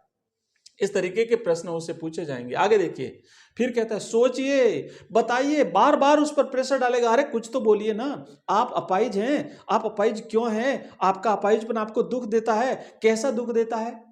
इस तरीके से कहता है आपको अपाहिज होकर कैसा लगता है, अरे कैसा लगता है बताओ ना। वो उससे पूछेगा बताओ कैसा, यानी कैसा लगता है। और फिर क्या कहता है, हम खुद इशारे से बताएंगे कि क्या ऐसा। अब वो जो मीडिया कर्मी है जो इंटरव्यू ले रहा है उसका, वो खुद इशारा करेगा आपको अपाहिज होकर के क्या ऐसा दुख होता है, मतलब खुद एक्टिंग करेगा, वो उसको बताएगा। फिर कहता सोचो ना, बताओ ना, जल्दी करो ना भाई, जल्दी करो और सोचो। और फिर आगे देखिए, फिर क्या कहा है, थोड़ी कोशिश करिए। अरे कोशिश तो करिए, बोलिए तो। और यह अवसर खो देंगे। फिर उसको थोड़ा सा ऐसे डराने की कोशिश करा है, देखो भाई अब लास्ट बार कह रहे हैं, अगर नहीं बताया ना तो फिर यह अवसर दोबारा नहीं मिलेगा। एक सुनहरा मौका है कि आप अपने दुख को लोगों के सामने बता दीजिए, है ना। इस तरीके से मतलब उसका एक प्रकार से शोषण किया जा रहा है मानसिक रूप से। देखो फिर क्या कहता है, आप जानते हैं कि ये कार्यक्रम रोचक बनाने के वास्ते हम पूछ पूछ कर उसको रुला देंगे। ये पंक्तियां ना जो है वो सार्वजनिक नहीं करेंगे, ये लोगों के सामने नहीं बोलेंगे। वो सोचेंगे, इंतजार करते हैं आप भी उसके रो पड़ने का, करते हैं ना। ये प्रश्न पूछा नहीं जाएगा। ये जो प्रश्न है ना यहां से लेके यहां तक, ये पूछा नहीं जाएगा। वो सोचेगा मन ही मन कि भाई दर्शक जो है ना, आप भी तो इंतजार कर रहे हो ना कि ये रोए। प्रश्न ही तो ऐसे पूछ रहा है कि वो बेचारा रोए, और ये चाहते हैं कि वो रो जाए, क्योंकि अगर ये रोएगा ना तो सामने जो दर्शक जो देख रहे हैं ना वो भी भावुक हो जाएंगे। उनको भी लगेगा अरे बेचारा कितना दुखी है, कितना परेशान, वो भी रोए। और जब ये रोएगा, और मतलब जब वो जो जिसको उस अपाहिज को जो लाया गया है उस वो रोएगा, दर्शक भी रोएंगे, तो इनका उद्देश्य सार्थक हो जाएगा। तब इनका उद्देश्य जो है वो सफल हो जाएगा। आगे देखो क्या कहता है, फिर हम पर्दे पर दिखलाएंगे फूली हुई आंख की एक बड़ी तस्वीर, बहुत बड़ी तस्वीर। अब जब वो रोएगा तो आंखें सूजेगी, आंखें लाल लाल हो जाएगी, और फिर उस कैमरामैन को कहेगा इसकी बड़ी बड़ी आंखें दिखाओ। और उस सूजी हुई बड़ी बड़ी आंखों को वो कह रहा है हम टीवी पे दिखाएंगे, और उसके होठों पर एक कसमसाहट भी। और फिर बेचारा वो उसके मन में एक बेचैनी रहेगी, उसके होठों पर एक द्वंद्व चलता हुआ भाव जो व्यक्त होगा उसको भी दिखाएंगे, उस टीवी पर दिखाएंगे। आशा है आप इसे उसकी अपंगता की पीड़ा मानेंगे। अब ये आशा कर रहा है, सोच रहा है क्या, दर्शकों से ये कह रहा है मैं आशा करता हूं कि ये जो रो रहा है ना, ये मेरे प्रश्नों से नहीं रो रहा है, ये मैंने इससे इतने जो है अपमानित करने वाले प्रश्न पूछे इससे नहीं रो रहा है, बल्कि ये अपने दुख के कारण रो रहा है, ये अपनी अपंगता के उस भयंकर अपमान के कारण रो रहा है, उस तकलीफ की वजह से रो रहा है। आप ऐसा मानेंगे, ध्यान रखना, वो उससे दर्शकों से कह रहा है एक और कोशिश। और फिर क्या कहता है, उससे कहता है चलो एक बार और कोशिश करो, बता दो अपना दुख। दर्शकों से कहता है, क्या कहता है, धीरज रखिए। देखो भाई दर्शकों, आप भी थोड़ा सा इंतजार करिए, थोड़ा सा धीरज रखिए। एक बहुत रोचक कार्यक्रम हम प्रस्तुत करने जा रहे हैं। ये भी ये रोएगा। हम दोनों एक संग रुलाने हैं, हमें दोनों एक संग रुलाना है। दोनों को रुलाना, किसको, इस अपंग व्यक्ति को भी और साथ ही साथ आप सबको भी। हम चाहते हैं ये रोएगा तो आप भी रोएं, और जब दोनों एक साथ रोएंगे तो हमारा उद्देश्य पूरा होगा। आगे क्या कहता है कि आप और वह दोनों दर्शक, वो जो अपाहिज और साथ ही साथ तुम दर्शक दोनों रोवो, ताकि क्या होगा, कैमरा बस करो, नहीं हुआ रहने दो, पर्दे पर वक्त की कीमत है, ये बोलेगा नहीं। ये जो चीजें कोष्टक में है ना वो बोलेगा नहीं, पर्दे पर वक्त की कीमत है ये उसको नहीं कहेगा, सामने नहीं दिखाएगा। पर इनका उद्देश्य ये होता है कि भाई कैमरामैन काफी देर हो गई, ये व्यक्ति तो नहीं रो रहा है, अब एक काम करो, रहने दो। क्यों, क्योंकि हमें अगला कार्यक्रम भी प्रसारित करना है, और हमारे इस पर्दे पर वक्त की कीमत है, समय की कीमत है। हमारा एक निश्चित टाइम होता है कि हमें कौन कौन सा समय में किस तरीके से कार्यक्रम प्रसारित करने हैं। भाई हमारा उद्देश्य सफल नहीं हुआ, अब मुस्कुराएंगे हम। और फिर वापस क्या कहता है, कार्यक्रम जब समाप्त हो गया ना तो ये कहता है अब हम मुस्कुराएंगे। ध्यान रखना, प्रश्न यह बनेगा कि जब कार्यक्रम समाप्त होता है तो उसके बाद वो जो मीडिया कर्मी है वो क्या कहता है, वो कहता है अब हम सभी मुस्कुराएंगे। क्यों मुस्कुराएंगे, कार्यक्रम समाप्त हुआ। और फिर मुस्कुरा के फिर दर्शकों से क्या कहेगा, आप देख रहे थे सामाजिक उद्देश्य से युक्त एक कार्यक्रम। अभी जो हमने एक कार्यक्रम प्रसारित किया, एक अपंग व्यक्ति की पीड़ा हमने आपके सामने प्रस्तुत की, तो ये एक सामाजिक उद्देश्य से परिपूर्ण कार्यक्रम था। यहां से भी एक प्रश्न पूछा जा सकता है कि भाई वो कार्यक्रम उस मीडिया कर्मी के अनुसार कैसा कार्यक्रम था, तो उसके अनुसार एक सामाजिक उद्देश्य से परिपूर्ण कार्यक्रम था। भाई अब डायरेक्ट को थोड़ी कहेगा हम उसे अपमानित करके इसको रुलाना चाहते थे और हमारे इस कार्यक्रम को हम सफल बनाना चाहते थे, तुम भी रहो, तो ऐसा नहीं कहेगा। वो कहेगा ये एक सामाजिक उद्देश्य से परिपूर्ण कार्यक्रम था, बस थोड़ी कसर रह गई। क्या कसर रह गई? अपाहिज रोया नहीं, और अपाहिज नहीं रोया तो दर्शक भी नहीं रोए। धन्यवाद आप सभी का। तो अंत में क्या कहेगा? अंत में प्रश्न यहां से भी बनेगा कि वो जो मीडिया कर्मी है वो अंत में दर्शकों को क्या कहता है? तो वो कहता है कि बस थोड़ी सी कसर रह गई। आप सभी का इस कार्यक्रम को देखने के लिए बहुत बहुत धन्यवाद। तो ये कहकर के वो उसे समाप्त करेगा। हमारी ऊषा कविता, और इसके रचयिता हैं कवि शमशेर बहादुर सिंह। कवि शमशेर बहादुर सिंह प्रयोगवादी कवि माने जाते हैं, और इन्होंने अपनी कविता में नए नए शब्दों का, नए नए बिंबों का, नए नए प्रयोग किया है। तो आज की इस वे में हम कंप्लीटली इस कविता को समझने वाले हैं कि किस तरीके से कवि इस ऊषा कविता में सूर्य उदय होने से पहले आसमान में पल पल हो रहे परिवर्तन का वर्णन बड़े ही सटीक शब्दों में किया है। भाषा बिल्कुल सरल है, लेकिन शब्दों का चयन बिल्कुल सटीक और विषय के अनुरूप है।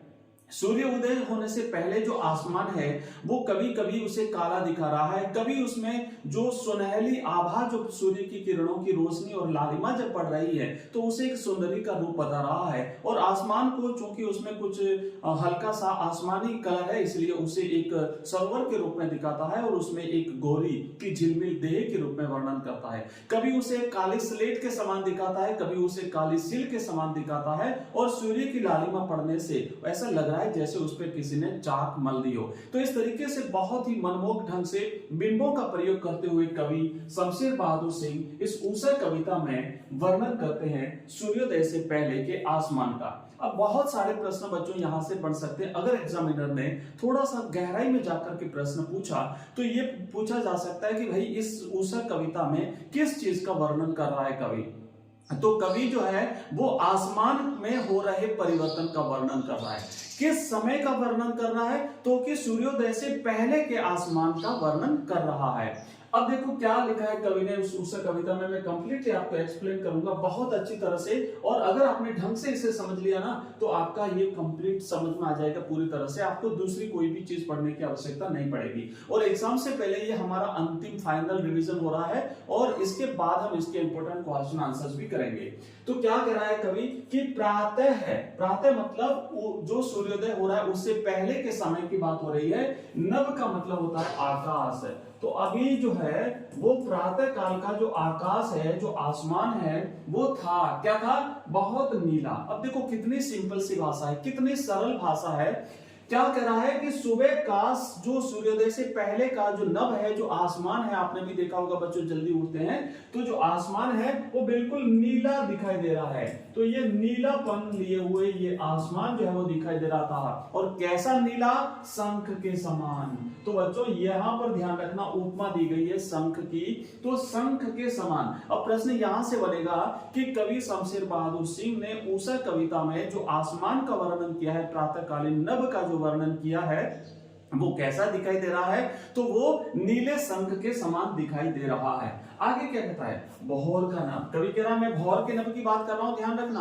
आप ये नहीं समझ लो दिन का आसमान का वो काला दिखाई नहीं देता, उसमें लिपा हुआ चौका दिखाई नहीं देता। कवि कह रहा नहीं भाई, भौर के नभ की बात कर रहा हूं। भौर का मतलब होता है सुबह का जल्दी, अर्ली मॉर्निंग जो होती है, सूर्योदय से पहले का जो आसमान होता है उसकी बात कर रहा हूं। तो कवि ने किसका वर्णन किया है? कवि ने भौर के नभ का वर्णन किया। नभ माने आकाश, भौर का मैंने सुबह का जो वर्णन है, एक अद्भुत दृश्य यहाँ पे कवि बिंबों के माध्यम से हमारे सामने प्रस्तुत कर रहा है। क्या कहता है आगे कि राख से लिपा हुआ चौका। कवि कह रहा है कि अभी ये ऐसा लग रहा था जैसे मानो रसोई घर का जो फर्श होता है, आजकल तो सीमेंटेड होते हैं, पहले जो मिट्टी से होते थे तो मिट्टी उसको लीपा जाता था पवित्र करने के लिए।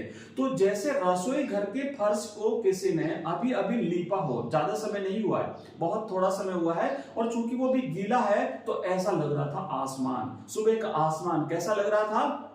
जैसे मानो उसको लीपा गया हो। किससे लीपा है? राख से लीपा हुआ है। तो जो चूल्हे की जो राख होती है उस राख में पानी डाल करके उसे लीपते हैं, तो ऐसा लग रहा था जैसे उस आसमान को किसी ने राख से लीपा हो।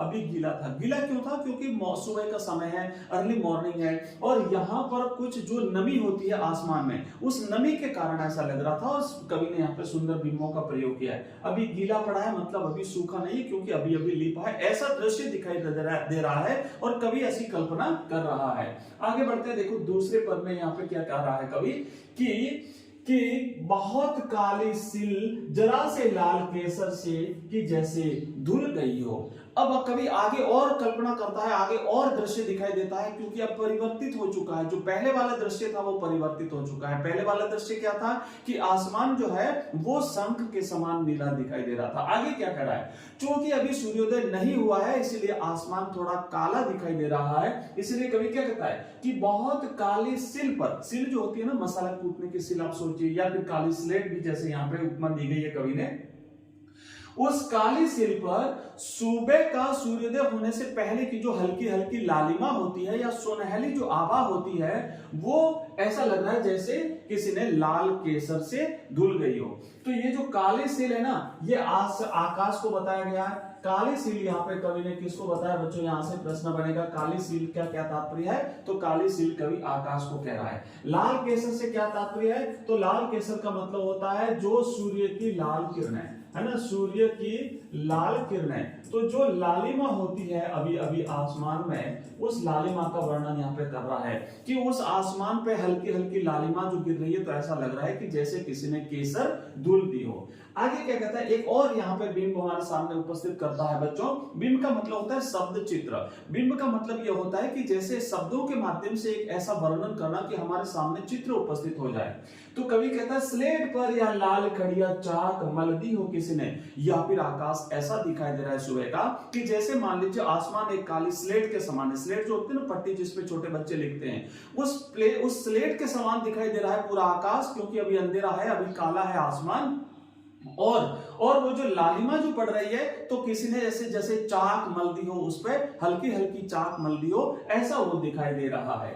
आगे बच्चों देखो क्या कहते हैं कवि शमशेर बहादुर सिंह। इस कविता का तीसरा जो पद है वो क्या कहते हैं कि नील जल में या किसी की गोर झिलमिल देह जैसे हिल रही हो। अब और सोचिए कितना सुंदर कल्पना कर रहा है कवि। कह रहा है कि ये जो आसमान है ना, थोड़ा थोड़ा हल्का हल्का वो प्रकाश आ गया है, सूर्योदय होने ही वाला है और हल्का सा प्रकाश आया है, तो हल्का सा जो कालापन था वो दूर हुआ है। और अब ये जो आसमानी जो आकाश दिखाई दे रहा है, वो ऐसे लग रहा है जैसे मानो कोई आसमानी सागर, मतलब एक नीला सागर जैसे दिखाई दे रहा है। और उस नीले सागर में जब सूर्य की हल्की हल्की जो किरणें आ रही है, तो ऐसा लग रहा है जैसे कोई गोरी, कोई युवती जो है उस आसमान रूपी सागर में स्नान कर रही है। तो कह रहा है कि नील जल में, मतलब उस नीलेपन के उस नीले सागर में, या किसी कोई गोरी जो है उसकी देह, मतलब उसके स्नान करता हुआ शरीर, उसकी स्नान करती हुई देह जो है वो जैसे हिल रही है। कितना सुंदर वर्णन है। जैसे सागर में या सरोवर में कोई स्नान करता है तो उसकी जो देह जैसे हमें अंदर पानी के अंदर जो दिखाई देती है, वैसी कल्पना कवि आसमान के भीतर जो है वो कर रहा है। और फिर क्या हुआ, ये जो इतने सुंदर सुंदर दृश्य दिखाई दे रहे थे, इतना अद्भुत जो मनोरम दृश्य जो दिखाई दे रहा था, कवि क्या था, ये दृश्य जादू टूटता है। ये दृश्य अचानक से टूट जाता है, सब कुछ साफ हो जाता है, सब कुछ समाप्त हो जाता है इस उषा का। क्यों? क्योंकि अब सूर्योदय हो रहा है। क्योंकि अब जैसे ही सूर्योदय हुआ तो ये सारा जादू टूट गया। तो यहां से भी एक प्रश्न बन सकता है कि सूर्योदय का जादू कब टूटा? ये आसमान का जादू कब टूटा? तो आसमान का जादू उस समय टूटता है जब सूर्योदय होता है। तो सूर्योदय होते ही सब कुछ समाप्त हो जाता है। तो बच्चों देखो कितने सुंदर बिंबों के माध्यम से, है ना, बिंबों के माध्यम से कवि ने यहाँ पर इसका वर्णन जो है वो किया है। और प्रतीकों का प्रयोग जो है वो कवि ने किया है, जैसे स्लेट है। आपको ये सारी जब व्याख्या करेंगे ना, तो संदर्भ, प्रसंग, व्याख्या और जो विशेष जब हम लिखते हैं, तो वहां पे विशेष में आपको ये सारी चीजें लिखनी पड़ेगी। आप कोई भी पद अगर इसमें से पूछा जाता है तो आप विशेष में पॉइंट लगा के लिखना कि भाई भाषा तो बिल्कुल सरल है। भाषा कैसी है? भाषा बिल्कुल सरल है, बिल्कुल स्पष्ट है, समझ में आने जैसी है, लेकिन शब्द चयन सटीक और विषय के अनुकूल है। आप लिखना पड़ेगा कि शब्द चयन जो है वो कैसा है? सटीक है।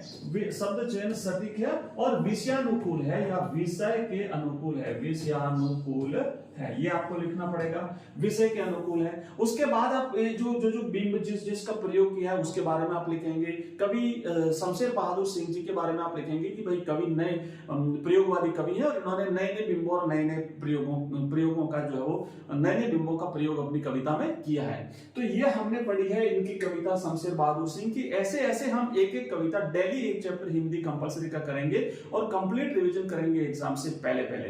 ये कंप्लीट वीडियो, ये कंप्लीट पीडीएफ, इसके नोट्स, इसके एमसीक्यूज, इसके ऑनलाइन टेस्ट, सब कुछ आपको हमारे ऐप में मिलेंगे बच्चों। हमारा ऐप है एजुकेशन राइज।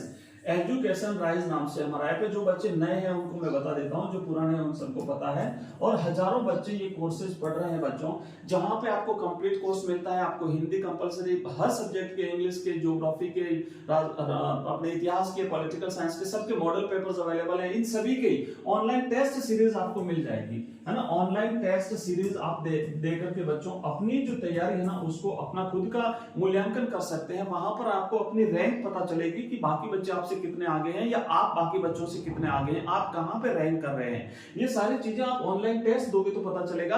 ये ऑनलाइन टेस्ट आपको मिलेगा हमारे इस ऐप में। लिंक इस वीडियो के डिस्क्रिप्शन में दिया हुआ है। आप हमारा एक नंबर नोट कर सकते हैं। उस नंबर पे आप हमें एक व्हाट्सएप मैसेज करके हमारे जितने भी ग्रुप्स जो लिंक है वो आपको मिल जाएंगे। व्हाट्सएप ग्रुप का लिंक, हमारे टेलीग्राम का लिंक, हमारे ऐप का लिंक, हमारे वेबसाइट का लिंक, हमारे कोर्सेज का लिंक, हमारे प्लेलिस्ट का लिंक, ये सारे लिंक आपको बच्चों मिलेंगे 9079622989। इस नंबर पे आप हमें मैसेज कर सकते हैं। साथ ही साथ मैं बता दूं कि हमारी जो लाइव क्लास होती है एवरीडे शाम को 7 बजे और एक होती है 8:30 बजे। अब लाइव क्लास में अगर आप ज्वाइन करना चाहते हो तो इस वीडियो को लाइक कर दीजिए, चैनल को सब्सक्राइब कर दीजिए। साथ ही साथ जो ग्रुप है उस ग्रुप को ज्वाइन कर दीजिए, वहां पर भी आपको हमारा नोटिफिकेशन लाइव क्लास का मिल जाएगा।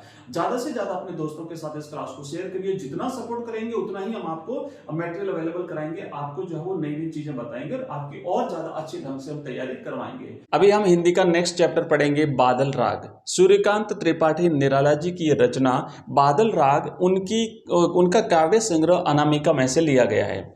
बादल राग वैसे तो एक लंबी कविता है, लेकिन ये जो उसका जो 6वां भाग है वो हमारे सिलेबस में है। और इस बादल राग में कवि ने क्रांति का आह्वान किया है। संसार के दुख से पीड़ित कवि सूर्यकांत त्रिपाठी निराला बादल का आह्वान करते हैं क्रांति को करने के लिए। और क्रांति जब होगी तो जो शोषक वर्ग है, जो किसान है, जो मजदूर है, जो दबे कुचले लोग हैं, उनको फायदा होगा। और जो पूंजीपति लोग हैं या फिर यूँ कह सकते हैं कि जो शोषक वर्ग हैं वो भयभीत होगा और उनका नुकसान होगा। तो आइए पढ़ते हैं बादल राग कविता सूर्यकांत त्रिपाठी निराला की। इसमें हम कंप्लीट अपना जो कठिन शब्दार्थ है वो देखेंगे, इसकी संपूर्ण व्याख्या बताऊंगा और साथ ही साथ जहां जहां से प्रश्न बन सकता है वो प्रश्न भी अपन देखने वाले हैं। हम कर रहे हैं इसका रिवीजन हमारा हिंदी कंपलसरी का, और एक एक चैप्टर पढ़ते हुए हमने जो 21 दिन का टारगेट रखा है इस कंप्लीट रिवीजन का वो कंप्लीट पूरा करेंगे। तो देखो क्या कहता है कवि कि तिरती है समीर सागर पर, अस्थिर सुख पर दुख की छाया। एक एक शब्दार्थ का अर्थ बताऊंगा और फिर भी अगर आपका कोई डाउट रह जाता है तो कमेंट बॉक्स में कमेंट कर दीजिएगा। कभी आगे क्या कहता है कि जग के दग्ध हृदय पर निर्दय विप्लव की प्लावित माया, यह तेरी रणतरी भरी आकांक्षाओं से। कवि ने देखा कि ये जो वातावरण है, जो वायुमंडल है, इस वायुमंडल में जो हवा है, इस हवा को कवि हवा रूपी सागर मानता है। तो समीर सागर का मतलब होता है बच्चों हवा रूपी सागर। चलिए यहाँ पे एक बार वापस देखते हैं कि समीर सागर का मतलब होता है हवा रूपी सागर। तो ये वायुमंडल में हवा रूपी सागर जो है, यानी जो हवा जो चल रही है, इस हवा पर बादल जो तैर रहे हैं, तैरते हुए जो बादल हैं, उन बादलों को कवि ने क्या माना है, उन बादलों को क्रांति का प्रतीक माना है। तो क्या कहते हैं कवि कि इस हवा रूपी सागर पर जो बादल तैर रहे हैं, तीर्थी हैं, तीर्थी का मतलब होता है तैरना। कौन तैर रहा है? बादल जो तैर रहे हैं तिरती है अस्थिर सुख पर दुख की छाया। तो ये बादल क्या है? ये तैरते हुए बादल। कहां तैरते हुए? इस हवा रूपी सागर पर तैरते हुए बादल दुख की छाया है। मतलब कि दुख की छाया पड़ रही है। किसके लिए? उन शोषक वर्ग के लिए, उन पूंजीपतियों के लिए। अस्थिर सुख का मतलब क्या है? कि वो लोग जिन्होंने इन गरीबों का, मजदूरों का, किसानों का, दबे कुचले लोगों का जो शोषण करके जो पूंजीपति बने हैं और आज जो सुख सुविधाओं का उपभोग कर रहे हैं, ये उनकी सुख सुविधाएं अस्थिर हैं, स्थिर नहीं है, परमानेंट नहीं है, ये थोड़े समय के लिए है। और इनके इस अस्थिर सुख पर अब दुख की छाया मंडराने लगी है। उनको स्पष्ट रूप से दिखाई दे रहा है कि भाई अब हमारे लिए कठिन समय आ रहा है। क्यों आ रहा है? क्योंकि क्रांति होगी। क्योंकि जब इनको दबाया जा रहा है तो कितने दिन दबाओगे? तो क्रांति होगी, और क्रांति होगी इसका पता कैसे चल रहा है? ये जो बादल दिखाई दे रहे हैं ना, ये बादल क्रांति का प्रतीक है। ये बादल बता रहे हैं कि अब क्रांति होने वाली है। तो इसीलिए इस अस्थिर सुख पर, किसका अस्थिर सुख? उन पूंजीपतियों के अस्थिर सुख पर अब बादल की छाया मंडराने लगी है। जग के दग्ध हृदय पर निर्दय विप्लव की प्लावित माया। और ये संसार, जग का मतलब होता है जगत, जग का मतलब होता है संसार। तो ये संसार जो अभी दुखी है, जो कमजोर तबका है, जो मजदूर वर्ग है, जो किसान वर्ग है, वो दुखी है। उनके दुखी हृदय पर, निर्दय का मतलब होता है कि जिसमें दया नहीं हो। विप्लव का मतलब होता है क्रांति, विप्लव का मतलब होता है विद्रोह। तो उनके दुखी हृदय में, क्योंकि वो भर गए पूरी तरह से, अब वो कोशिश, मतलब उनका यह है कि अब तो क्रांति हो जाए बस। तो उनके हृदय में, और क्रांति भी कैसी? बिना दया की, पूरी तरह से उनका नाश कर देंगे। तो निर्दय विप्लव की प्लावित, प्लावित का मतलब होता है चारों तरफ से डूबी हुई, चारों तरफ से भरी हुई, चारों तरफ से घेरे हुए, वो मायावी शक्ति जो है वो उसमें भरी हुई है। तो कवि कहता भाई ये संसार पूरी तरह से परेशान और अब तो क्रांति करने के लिए आतुर है। और जब क्रांति होगी तो ये जो शोषक वर्ग है, जो पूंजीपति वर्ग है, इनका पूरी तरह से विनाश होना है। आगे क्या कहता है कवि कि यह तेरी रणतरी भरी आकांक्षाओं से। हे बादल, तुम जो अभी आकाश में जो दिखाई देना शुरू हुए हो, और क्योंकि बादलों को क्रांति का प्रतीक माना है कवि ने, तो कवि कहता है कि तुम्हारी जो ये रणतरी है, रणतरी का मतलब होता है युद्ध की नौका। तो ये तुम्हारी जो युद्ध की नौका है, युद्ध की नौका कैसे क्यों माना है? क्योंकि भाई जिस तरीके से पानी में नौका होती है और उस नौका में अगर शस्त्र साजो सामान अगर रखा हो, उसी तरीके से ये इस हवा को कवि ने एक सागर माना है। और इस सागर पर जो बादल तैर रहे हैं, तो इन तैरते हुए बादलों को कवि क्या कहता है भाई? ये तैरते हुए बादलों को कवि ने नौकाएं माना है। ठीक है ना? ये जैसे कि नौका है, और नौकाएं कैसी है? युद्ध की नौका है। तो कवि कहता है तुम्हारी जो ये युद्ध की नौकाएं है, इनको देख करके इनके मन में, किसके मन में? कमजोर तबके के, गरीबों के, किसानों के मन में थोड़ी आकांक्षा जगी है, थोड़ी आशा जगी है कि भाई अब हमारे लिए अच्छा समय आ रहा है, अब क्रांति होगी। और क्रांति होने से उनका फायदा होगा, जबकि पूंजीपति और जो शोषक वर्ग है उनका नुकसान होगा। तो कैसे हो रहा है? तुम्हारे इन युद्ध की नौकाओं को देख करके। आइए बच्चों आगे बढ़ते हैं, नेक्स्ट पद की तरफ बढ़ते हैं। क्या लिखा है कि घन भीरी गर्जन से सजग सुप्त अंकुर, उर्मे पृथ्वी के आशाओं से नवजीवन की, ऊंचा करके अपना सिर ताक रहे हैं हे विप्लव के बादल। बादल को एक आह्वान करते हुए, बादल को क्रांति का आह्वान करते हुए निराला जी क्या कह रहे हैं कि तेरी ये युद्ध की नौका को देख करके उनके हृदय में आकांक्षा जगी है। और साथ ही साथ तेरा ये घन का मतलब होता है तेरी आवाज, जब बादल जब गरजते हैं तो उन गर्जन को सुन करके, और भेरी गर्जन, और भेरी गर्जन का मतलब होता है युद्ध का नगाड़ा जो बजता है ना, मतलब बादल जो जब बरसना शुरू करते हैं तो गरजते हैं भयंकर रूप से, तो उसे युद्ध का नगाड़ा के रूप में यहाँ पे कवि ने जो है वो संबोधित किया है। तो कवि कहता है कि तुम्हारी आवाज को सुन करके, तुम्हारे गर्जन को, तुम्हारे तर्जन को सुन करके और सजग हो जाता है। सजग का मतलब होता है सचेत होना, सजग मतलब होता है सचेत होना, सजग हो जाता है। कौन? सुप्त अंकुर। सुप्त का मतलब होता है सोया हुआ, सुप्त का मतलब होता है सोया हुआ। कौन सोया हुआ? जो अंकुर है, जो बीज है। अंकुर का मतलब होता है बच्चों बीज। बीज क्या होता है कि जो पृथ्वी के हृदय में, जो भूमि पर, जो जमीन में जो गड़ा हुआ बीज होता है, जो लंबे समय से पड़ा था वहां पे, क्योंकि पानी उसे नहीं मिल रहा था, इसलिए वो उग नहीं रहा था। लेकिन अब जैसे बादल गरजे तो उन बीजों को भी लगा कि अब तो बारिश होगी, और बारिश होने से आपने देखा चारों तरफ हरियाली नहीं छा जाती है, क्योंकि उन्हें पानी मिलता है। तो वो बीज जो पड़ा था, अदृश्य था, वो एकदम सजग हो जाता है कि अब तैयारी करो, अब हमें भी नया जीवन मिलेगा, हम भी उगेंगे, हमें भी नया एक जीवन मिलेगा। तो तुम पृथ्वी के हृदय में वो पड़ा हुआ बीज भी क्या हो जाता है, सजग हो जाता है। क्या सुन करके? बादलों तुम्हारा गर्जन और तर्जन सुन करके।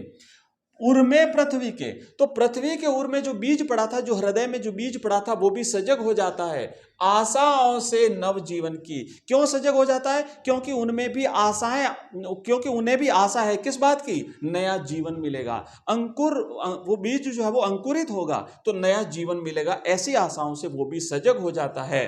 कहने का मतलब है कि जो दबे कुचले लोग थे, जो बिल्कुल निराश हो चुके थे, लेकिन जैसे ही बादल दिखाई दिए, बादलों क्रांति जो है वो होने की उन्हें एक आशा प्रतीत हुई, तो वो भी सजग हो गए, वो भी अपना हथियार पकड़ के तैयार हो गए। ऊंचा करके अपना सिर ताक रहे हैं हे विप्लव के बादल। ये सुसुप्त अवस्था में जो बीज पड़े थे ना, जैसे ही बादलों की गर्जन हुई, एकदम अपना सिर ऊंचा किया, हाँ बादल आ गए, अब तो बरसेंगे। तो जो छोटे तबके के लोग थे वो भी अब तो तैयार हो गए, हाँ अब तो क्रांति होगी, हम भी अपना योगदान देंगे इसमें। हे विप्लव के बादल, क्रांति, हे विप्लव के बादल। देखो बच्चों, यहां से प्रश्न बन सकता है कि हे विप्लव के बादल से क्या तात्पर्य है। तो यहां पर कवि बादलों को क्रांति का प्रतीक मानता है, कहता है अब तुम बरसो ताकि नया जीवन मिले। किसको? अंकुरों को, वगैरह को। मतलब अब क्रांति हो जाने दीजिए, अब क्रांति हो जाए ताकि जो है इन लोगों का दुख समाप्त हो जाए, इन गरीब तबके लोगों का, मजदूर किसान वर्ग का दुख जो वो समाप्त हो जाए। कवि इन पीड़ाओं से पीड़ित हैं। आगे क्या कहता है कवि, देखो यहाँ पे कुछ कठिन शब्दार्थ एक बार देख लेते हैं। तीर्थी का मतलब वैसे मैंने आपको बता दिए, पर एक बार फटाफट से देख लेते हैं। तीर्थी का मतलब होता है बच्चों तैरती हुई। कौन तैरते हुए? बादल हवा पर तैरते हुए। समीर सागर का मतलब होता है वायु रूपी समुद्र, हवा रूपी समुद्र के ऊपर बादलों का तैरना। अस्थिर, अस्थिर का मतलब होता है क्षणिक, चंचल। दग्ध का मतलब होता है जला हुआ होना। अस्थिर सुख पर दुख की छाया। जग के दग्ध हृदय पर, जगत के जले हुए हृदय पर, यानी संसार के दुखी प्राणियों के हृदय पर। निर्दय का मतलब होता है बेदर्द, बिना जिसे दया नहीं आवे। विप्लव का मतलब होता है क्रांति। विप्लव का मतलब होता है विनाश। विप्लव का मतलब होता है विद्रोह। प्लावित का मतलब होता है बाढ़ से चारों तरफ से घिरा हुआ, बाढ़ से ग्रस्त। रणतरी का मतलब होता है युद्ध की नौका। घन का मतलब होता है बादल। माया का मतलब होता है खेल। आकांक्षा का मतलब होता है कामना। आकांक्षा का मतलब होता है इच्छा। आगे लिखा हुआ है भेरी। भेरी का मतलब होता है नगाड़ा। रण भेरी, युद्ध का नगाड़ा। सजग का मतलब होता है जागरूक। सजग का मतलब होता है सचेत। सुप्त का मतलब होता है सोया हुआ। सुप्त अंकुर जो था, सोया हुआ जो बीज पड़ा था पृथ्वी के हृदय में। अंकुर का मतलब होता है बीज, निकला नन्ना पौधा। उर का मतलब होता है हृदय। और ताकना का मतलब होता है अपेक्षा से एकटक देखना, किसी की तरफ ताकना, किसी की तरफ देखना, कुछ आशा लिए हुए। तो ये होता है ताकना। चलिए आगे बढ़ते हैं अगले नेक्स्ट पद की तरफ। आगे देखो क्या लिखा हुआ बच्चों मैं बता दूं, ये जो हम पढ़ रहे हैं ना, ये अपन हिंदी कंपलसरी का रिवीजन कर रहे हैं। हम इसी तरीके से ज्योग्राफी का हमारा अभी फिलहाल रिवीजन चल रहा है। तो अगर आपकी ज्योग्राफी है, हिस्ट्री है, पॉलिटिकल साइंस है, इंग्लिश कंपलसरी, हिंदी कंपलसरी, सब तीनों जो स्ट्रीम होते हैं उनका कॉमन सब्जेक्ट होता है, और साथ ही साथ इंग्लिश कंपलसरी, हिंदी साहित्य, ये सारे सब्जेक्ट का हम रिवीजन कर रहे हैं बच्चों। और अगर आप कंप्लीट जो है ना ये कोर्स अगर आप प्राप्त करना चाहते हो, ये जो मैंने सब्जेक्ट बताए इन सभी सब्जेक्ट्स का, तो आप हमारा ऐप डाउनलोड कर सकते हैं। हमारा ऐप है बच्चों एजुकेशन राइज। जो नए बच्चे हैं उनको बता दूं, बाकी तो जो पुराने हैं हमारे रेगुलर बच्चे उनको पता है। तो ये हमारा ऐप है एजुकेशन राइज, और ये ऐप आपको इस वीडियो के डिस्क्रिप्शन में लिंक दिया हुआ, उस लिंक पे क्लिक करोगे तो मिल जाएगा। वहां पे क्लिक करके इस ऐप को डाउनलोड करोगे तो यहाँ पे आपको सारे कोर्सेज मिल जाएंगे। कंप्लीट कोर्स अगर आप लेना चाहते हो, किसी एक सब्जेक्ट का फुल वैलिडिटी आपको एग्जाम तक रहेगी, ओनली 99 रुपए।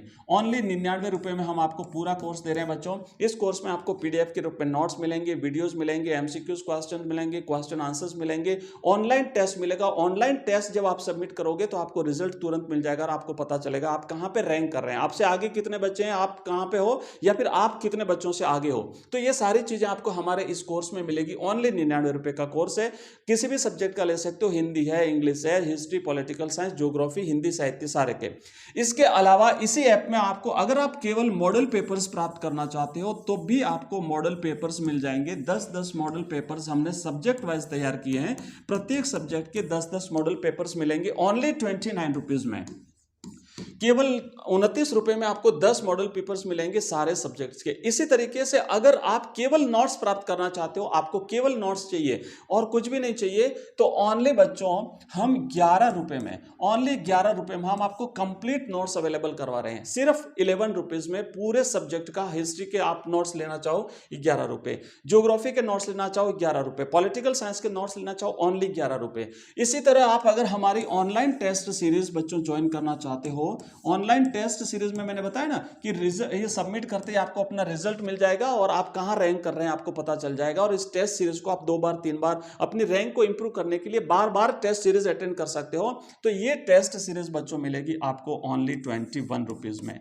एक सब्जेक्ट की टेस्ट सीरीज ओनली 21 रुपीज में। ये कंप्लीट आपको सिलेबस, ये सब कुछ आपको हमारे ऐप में मिलेगा। और इस ऐप को डाउनलोड करने के लिए लिंक या तो इस वीडियो के डिस्क्रिप्शन में दिया हुआ, वहां से कर सकते हो, या फिर आप इस नंबर पे हमें मैसेज करोगे, व्हाट्सएप मैसेज, तो आपको हमारी सारी लिंक्स मिल जाएगी। हमारी लिंक मिलेगी आपको, ऐप की लिंक मिल जाएगी, हमारे व्हाट्सएप ग्रुप जो बने हुए हैं जहां पे हम एग्जाम से रिलेटेड चीजें आपके साथ शेयर करते हैं, तो वो लिंक मिल जाएगी। हमारे टेलीग्राम चैनल की लिंक मिल जाएगी जहां पे हमारे साथ बहुत सारे बच्चे जुड़े हुए हैं। हमारे जितने भी कोर्सेज हैं, हमारा ऐप का लिंक, हमारी वेबसाइट का लिंक, हमारे टेलीग्राम चैनल का लिंक, हमारे जो प्लेलिस्ट है हमारी, उन सब का लिंक आपको मिल जाएगा बच्चों। इस जो है वो हमारा नंबर है, इसको नोट कर लीजिए, 9079622989। इस नंबर पे आप मैसेज कर सकते हैं। बच्चों ये जो कोर्स बताया ना मैंने, हजारों बच्चे हमारे साथ इन कोर्सेज को लिए हुए हैं, एनरोल्ड हैं, बच्चे इनका फायदा ले रहे हैं। आप लोग भी क्यों चूक रहे हो जब हम कंप्लीट चीज आपको 11 रुपए में दे रहे हैं, 21 रुपए में दे रहे हैं, ओनली 29 रुपीज में दे रहे हैं, और पूरा कंप्लीट कोर्स तो ओनली 99 रुपए में दे रहे हैं। तो जरूर आप जो है उसका फायदा लीजिए और अपनी तैयारी को इंप्रूव करके 100% नंबर प्राप्त कीजिएगा। चलिए आगे बढ़ते हैं। सारी चीजों को देखने के बाद एक बार फिर से, और अब यहां पे हम देखेंगे कि एक बार फिर से निराला जी बादलों का आह्वान करते हुए क्या कहते हैं कि फिर बार बार गर्जन, वर्षण मूसलाधार, वर्षण है मूसलाधार, हृदय थाम लेता संसार, सुन घोर वज्र हुंकार। बादलों से आह्वान करते हुए कि हे बादलों, आपकी बार बार इस गर्जन को सुनकर के, बादलों के उस घोर गर्जन को सुनकर के, फिर तुम्हारी बार बार होने वाली इस गर्जना को सुनकर के, और साथ ही साथ तुम्हारे इस मूसलाधार बारिश को देख करके ये संसार जो है ये अपना हृदय थाम लेता है, डर जाता है, भयंकर रूप से डरा हुआ है। क्यों? क्रांति से कौन नहीं डरेगा भाई, हर व्यक्ति क्रांति से डरेगा। तो ये संसार डरा हुआ है। आगे क्या कहता है, सुन घोर वज्र हुंकार, तुम्हारे इस हुंकार को, इस भयंकर वज्र के समान होने वाले इस भयंकर हुंकार को सुनकर के संसार डरा हुआ है, अपना हृदय थाम लिए हुए है। आगे क्या कहता है, कवि कहता है, असनीपात से सापित उन्नत सत सत वीर। असनीपात का मतलब होता है बिजली का गिरना, है ना, बिजली का गिरना। भाई बिजली जब गिरती है तो कितना भयंकर डर लगता है, बिजली का गिरना। तो बिजली के गिरने से, सापित मतलब दुखी, बिजली के गिरने से, उन्नत मैंने ऊंचा उठा हुआ, सत सत मैंने सैकड़ों वीर। मतलब कि क्या होता है कि जो शक्तिशाली लोग हैं, जब क्रांति होती है तो वो भी विनाश को प्राप्त हो जाते हैं। या फिर कवि इस तरीके से कह रहा है कि जैसे ऊंचे ऊंचे जो पहाड़ होते हैं, गगनचुंबी जो पहाड़ होते हैं, जब उनके ऊपर बिजली गिरती है तो वो भी तहस नहस हो जाते हैं। आगे क्या कहता है, छत छत विकसत हत अचल शरीर। अचल मतलब जो पर्वत हैं, जो पहाड़ हैं, जो हिलते नहीं हैं, उस पर्वत पर भी जब बिजली गिरती है तो वो भी हत हो जाते हैं, मृत्यु को प्राप्त हो जाते हैं, छत विकसित हो जाते हैं, उनका विनाश हो जाता है। तो क्रांति तो भाई किसी को नहीं छोड़ती, और ये क्रांति जो है ये इनके लिए एक प्रकार से जो है वो बहुत भयंकर खतरा है। गगन स्पर्शी स्पर्धाधीर, गगन स्पर्शी का मतलब होता है गगन को छूने की आकांक्षा रखने वाले, इस आसमान को छूने की आकांक्षा रखने वाले जो बड़े बड़े वीर, जो बड़े बड़े महापुरुष, जो बड़े बड़े पर्वत ऊंचे ऊंचे हैं, जब इन पर भी बिजली गिरती है तो वो भी, उनका भी नाश हो जाता है। तो क्रांति होने से इन पूंजीपति वर्ग का नाश होने वाला है। इसलिए कवि कहता है, हे बादलों, हे विप्लव के बादल, अब तो क्रांति करिए। आगे देखो क्या लिखा है कवि कि हंसते हैं छोटे पौधे, लघु भार सस्य अपार, हिल हिल खिल खिल, हाथ हिलाते तुझे बुलाते, विप्लव रव से ही छोटे शोभा पाते। अब कवि क्या कह रहा है कि जब क्रांति होती है या फिर जब तूफान आता है ना, जब तूफान आता है तो जो छोटे पौधे होते हैं ना वो हाथ हिला, मतलब आपने देखा होगा छोटे पौधे उस हवा के, तेज हवा के झोंके के साथ हिलते हैं, कभी इधर कभी उधर। लेकिन बड़े पेड़ क्या करते हैं, बड़े पेड़ लुढ़क जाते हैं, बड़े पेड़ टूट जाते हैं, बड़े पेड़ विनाश को प्राप्त हो जाते हैं। उसी तरीके से जब क्रांति होगी तो ये पूंजीपति वर्ग, उनका नाश होगा, उनका नुकसान होगा, ये जो शोषक वर्ग है उसका सत्यानाश हो जाएगा। और जो छोटे पौधे की तरह जो गरीब तबके के लोग हैं, जो मजदूर लोग हैं, इनको कोई नुकसान नहीं होगा, है ना। अब ये जो छोटे छोटे पौधे हैं, जो हरे हरे पौधे हैं, सस्य अपार का मतलब होता है जो हरियाली से भरे हुए हैं, ये हिल हिल करके, खिल खिल करके, खुश हो करके तुझे हाथ हिलाते हिलाते बुलाते हैं बादलों को, और बरसो और बरसो। तो ये जब क्रांति का आह्वान करते हैं तो छोटे लोग चाहते हैं कि हो जाए क्रांति, हो जाए क्रांति, है ना। विप्लव रव से, विप्लव रव का मतलब होता है क्रांति के शोर से। तो भाई जो क्रांति होगी, जो विद्रोह होगा, उस क्रांति से शोभा पाते का मतलब होता है बच्चों फायदा होना। तो इस क्रांति से किसको फायदा होगा, छोटे तबके के लोगों को, गरीब मजदूर शोषित पीड़ित लोगों को जो है वो फायदा होगा। आगे बढ़ते हैं, आगे क्या लिखा है कवि ने यहाँ पे देखो। अब तो कुछ एक बार कठिन शब्द आता है, फिर से देख लेते हैं। वैसे मैंने आपको बता तो दिए हैं पर फिर से देख लेते हैं। वर्षण का मतलब होता है बारिश होना, बार बार वर्षण, बार बार वर्षण, बार बार गर्जन, वर्षण मूसलाधार। तो बारिश होना, मूसलाधार का मतलब होता है जोरों की बारिश। हृदय थामना, डर जाना, भयभीत हो जाना, भयभीत होना। घोर का मतलब होता है भयंकर। वज्र हुंकार का मतलब होता है वज्रपात के समान भयंकर आवाज। वज्रपात होता है ना, कठोर से कठोर, भयंकर से भयंकर तेज आवाज होती है। तो बिजली जो गिरती है वो वज्रपात के समान आवाज होती है। असनीपात का मतलब होता है बिजली का गिरना। बिजली गिरने से बड़े बड़े जो पहाड़ होते हैं नष्ट हो जाते हैं। शापित का मतलब होता है श्राप से ग्रस्त, है ना। किसी को श्राप मिलता है ना, श्राप का उल्टा जैसे वरदान होता है, तो श्राप से ग्रस्त। उन्नत का मतलब होता है बड़े बड़े, उन्नत हत छत विक्षत।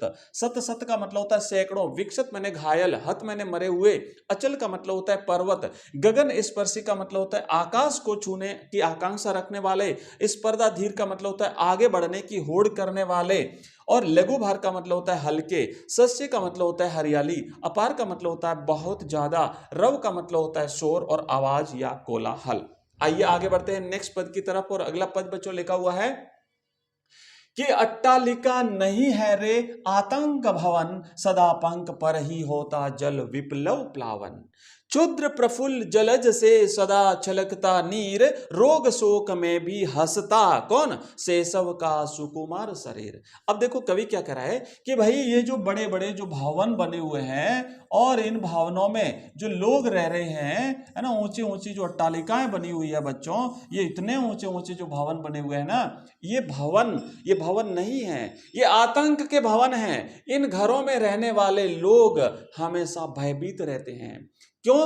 ये इन्होंने मकान तो बना लिए, इतनी बड़ी बड़ी बिल्डिंग, इतने बड़े बड़े भवन, इतने बड़े बड़े बंगले तो बना लिए। किससे बनाए? इन गरीब तबके के लोगों का शोषण करके। इनका सारा कमाया हुआ, सारी मेहनत का फल तो ये लोग ले गए और इसमें ये रह रहे हैं। लेकिन ये आतंक के भवन है। क्यों? क्योंकि उनका शोषण करके बनाए गए हैं। तो कवि कहता है अट्टालिका नहीं है, ये ऊंचे ऊंचे भवन नहीं है, ये अट्टालिका नहीं है, ये आतंक भवन है। इनमें सदा रहने वाले लोग भयभीत हैं, डरे हुए हैं, आतंकित हैं। सदा पंख पर ही होता जल विप्लव प्लावन। कवि कहता ध्यान रखना कि जो क्रांति होती है ना, वो हमेशा नीचे लोग तबके के लोगों द्वारा ही होती है, इन लोगों के द्वारा नहीं होगी। जो महलों में रहते हैं ये कभी क्रांति नहीं करेंगे, ये तो चाहेंगे क्रांति नहीं हो ताकि ये सुरक्षित रहें। लेकिन भाई जिस तरीके से जो कीचड़, जो कमल होता है वो कहाँ खिलता है? कीचड़ में खिलता है। पंख का मतलब होता है कीचड़। तो जिस तरीके से कीचड़, तो जिस तरीके से जो है वो कीचड़ में कमल खिलता है, उसी तरीके से क्रांति भी इन छोटे तबके के लोगों द्वारा की जाएगी। और जब क्रांति होगी तो ये ऊंचे ऊंचे भवन में रहने वाले लोगों का नाश होगा। आगे क्या कहता है कि क्षुद्र प्रफुल्ल जलज से सदा छलकता नीर। क्षुद्र मैंने छोटे, प्रफुल्ल मैंने खुशी में, जलज का मतलब होता है जल में जन्म लेने वाला। कौन? कमल।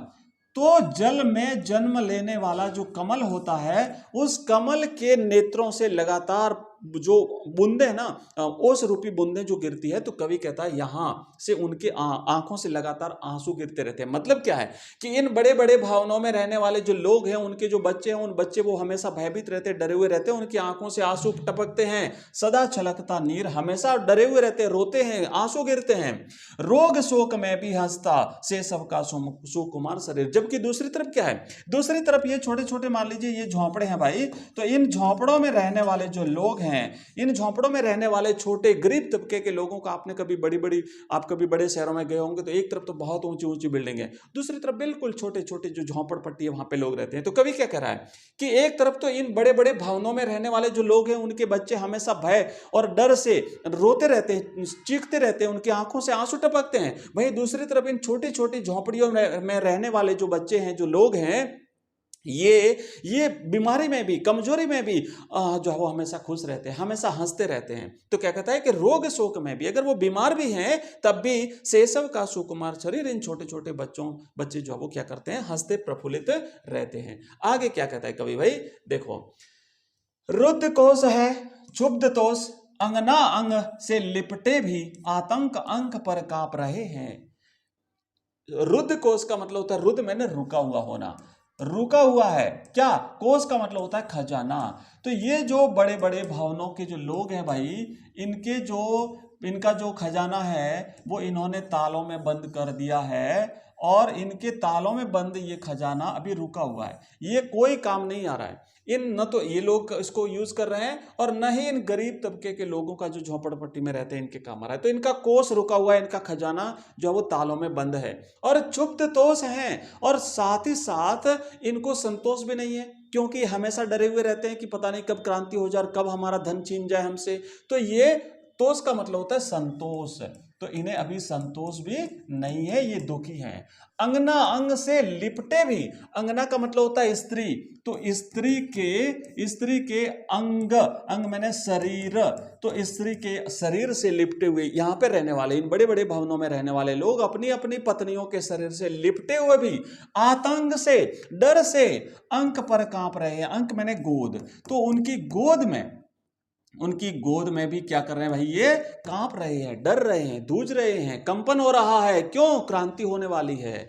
आगे कहता है, धनी वज्र गर्जन से बादल त्रस्त नयन मुख ढांप रहे हैं। और ये धनी मैंने धनवान लोग, ये जो धनवान लोग हैं, ये जो रुपए पैसे वाले जो शोषक वर्ग हैं, ये वर्ग वज्र गर्जन से, हे बादल तुम्हारी उस भयंकर गर्जना से अपने अपने नयन मैंने अपनी आंखें, अपने नेत्र, त्रस्त का मतलब होता है दुखी, और तुम्हारे इस भयंकर गर्जन से, तुम्हारे इस भयंकर बादलों की इस गर्जन और तर्जन और आवाज से ये धनवान लोग अपने नेत्र ढांप रहे हैं। ढांपना मतलब छिपा देना, और अपना मुख छिपा लेते हैं, इतने डरे हैं कि अपनी आंखें बंद कर लेते हैं, अपना मुख ढांप लेते हैं, इतने भयंकर रूप से भयभीत हैं। बादल क्रांति करो तुम, तो निराला जी कहते हैं भाई।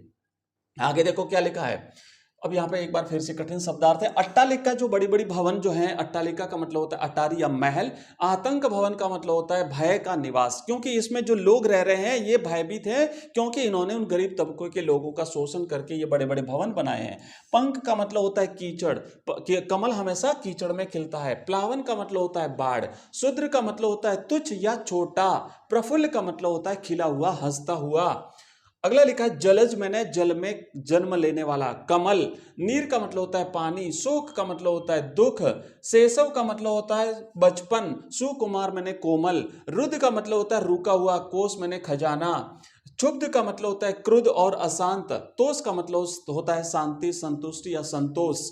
अंगना का मतलब होता है पत्नी। अंक का मतलब होता है शरीर, और अंग का मतलब होता है शरीर, और अंक का मतलब होता है गोद। वज्र गर्जन का मतलब होता है वज्र के समान गर्जना, बादल की गर्जना। त्रस्त का मतलब होता है भयभीत, दुखी। आइए आगे बढ़ते हैं और अंतिम पद की तरफ बढ़ते हैं। और अंतिम पद बच्चों लिखा हुआ है कि जीर्ण बाहु है शीर्ण शरीर, तुझे बुलाता कृषक अधीर। हे बादल, हे विप्लव के वीर। हे विप्लव यानी क्रांति। विप्लव का मतलब होता है बच्चों क्रांति। तो यहाँ पे बादलों का आह्वान करते हुए निराला जी कहते हैं कि हे क्रांति के वीर। क्रांति, अब देखो विप्लव का वीर किसे कहा गया, ये यहाँ से भी एक छोटा प्रश्न बन सकता है। तो कवि ने विप्लव का वीर भाई बादल को कहा है। विप्लव यानी क्रांति का योद्धा किसे कहा है कवि ने? तो क्रांति का योद्धा कवि ने बादल को कहा है। क्या कहता है कवि कि हे बादल, थोड़ी तो दया करो तुम, अब तो तुम क्रांति कर दो, अब तो तुम बरस पड़ो। क्यों? क्योंकि ये जो मजदूर वर्ग है, जो किसान वर्ग है, इनकी भुजाएं अब कमजोर हो गई है, जीर्ण हो गई है भाई, अब इनमें ताकत नहीं रही। इन्होंने जीवन भर खूब मेहनत करी, लेकिन उनकी मेहनत की कमाई तो ये शोषक वर्ग लेके गया, ये पूंजीपति वर्ग लेकर के गया। इनकी भुजाएं अब शीर्ण हो गई है, इसमें ताकत नहीं है, और इनका शरीर भी जो है वो अब कमजोर हो गया है। शीर्ण का मतलब होता है कमजोर। तो ये थक चुके हैं, अब इनमें इतना ताकत नहीं रही, इसलिए ये तुझे बुलाता है। ये कृषक जो है, ये किसान वर्ग जो है भारत का, ये तुझे बुला रहा है। हे बादल, अब तो क्रांति करो, हे बादल अब तो बरसो, हे बादल अब तो दया करो। आगे क्या कहता है? चूस लिया है उसका सार। इन पूंजीपतियों ने, इन शोषक वर्ग ने इस बेचारे कृषक का संपूर्ण सार, उसकी सारी मेहनत, उसकी सारी कमाई, उसका सब कुछ चूस लिया है। अब उसके पास कुछ बचा नहीं है। हाड़ मात्र ही है आधार। अब तो खाली हड्डी हड्डी बची है, अब तो खाली कंकाल मात्र बचा है। हे बादल और हे जीवन के पारावार, जीवन देने वाले, जीवन बरसाने वाले। यहाँ पे हे जीवन के पारावार किसे कहा? एक बार फिर से प्रश्न बन सकता है, तो ये भी बादल को कहा है कवि ने। जीवन दान, जीवनदायी, जीवन देने वाला, तो बादल को कवि ने कहा है जीवन के पारावार। आगे क्या कहता है कवि? अब देखो कुछ कठिन शब्दार्थ हैं। जीर्ण का मतलब होता है भाई पुराना, जीर्ण का मतलब होता है कमजोर, जीर्ण का मतलब होता है थका हुआ या शिथिल, बाहु का मतलब होता है भुजाएं, शीर्ण का मतलब होता है कमजोर या दुर्बल, कृषक का मतलब होता है किसान, अधीर का मतलब होता है व्याकुल, विप्लव का मतलब होता है विनाश, क्रांति, सार का मतलब होता है प्राण, हाड़ मात्र का मतलब होता है केवल हड्डियों का ढांचा, कंकाल, पारावार का मतलब होता है समुद्र, अथाह समुद्र। हे जीवन के पारावार, हे जीवन के अथाह सागर, कौन? बादल, हे जीवन के सागर। और बच्चों इसी के साथ अपनी ये हुई कंप्लीट जो है वो बादल राग हमने पढ़ा है। सूर्यकांत त्रिपाठी निराला बादल राग। ध्यान रखना इसमें से आपके एक व्याख्या जरूर आएगी, है ना, व्याख्या आपको पूछी जाएगी, निश्चित रूप से इसमें से एक व्याख्या बनेगी, इंपॉर्टेंट है। और आपको लिखना है कि जो बादल राग कविता है ये इनकी अनामिका रचना जो है, काव्य संग्रह है अनामिका, सूर्यकांत त्रिपाठी निराला जी की अनामिका में से लिया गया है, और इसमें से व्याख्या जरूर आएगी, प्रश्नोत्तर भी आएंगे। तो मैंने पूरी कोशिश करी है आपको बच्चों बहुत अच्छे तरीके से समझाने की, और इसका कंप्लीट वीडियो वैसे तो पूरी प्लेलिस्ट हमारी बनी हुई है, आप प्लेलिस्ट में जाएंगे तो आपको सारे चैप्टर्स इसी तरीके से मिल जाएंगे। अदरवाइज मैंने आपको ऐप के बारे में कंप्लीटली बता दिया, वहां से आप जाके प्राप्त कर सकते हैं। तुलसी सर नाम गुलामू है राम को, जाको जो रुचे कहे कछुओं।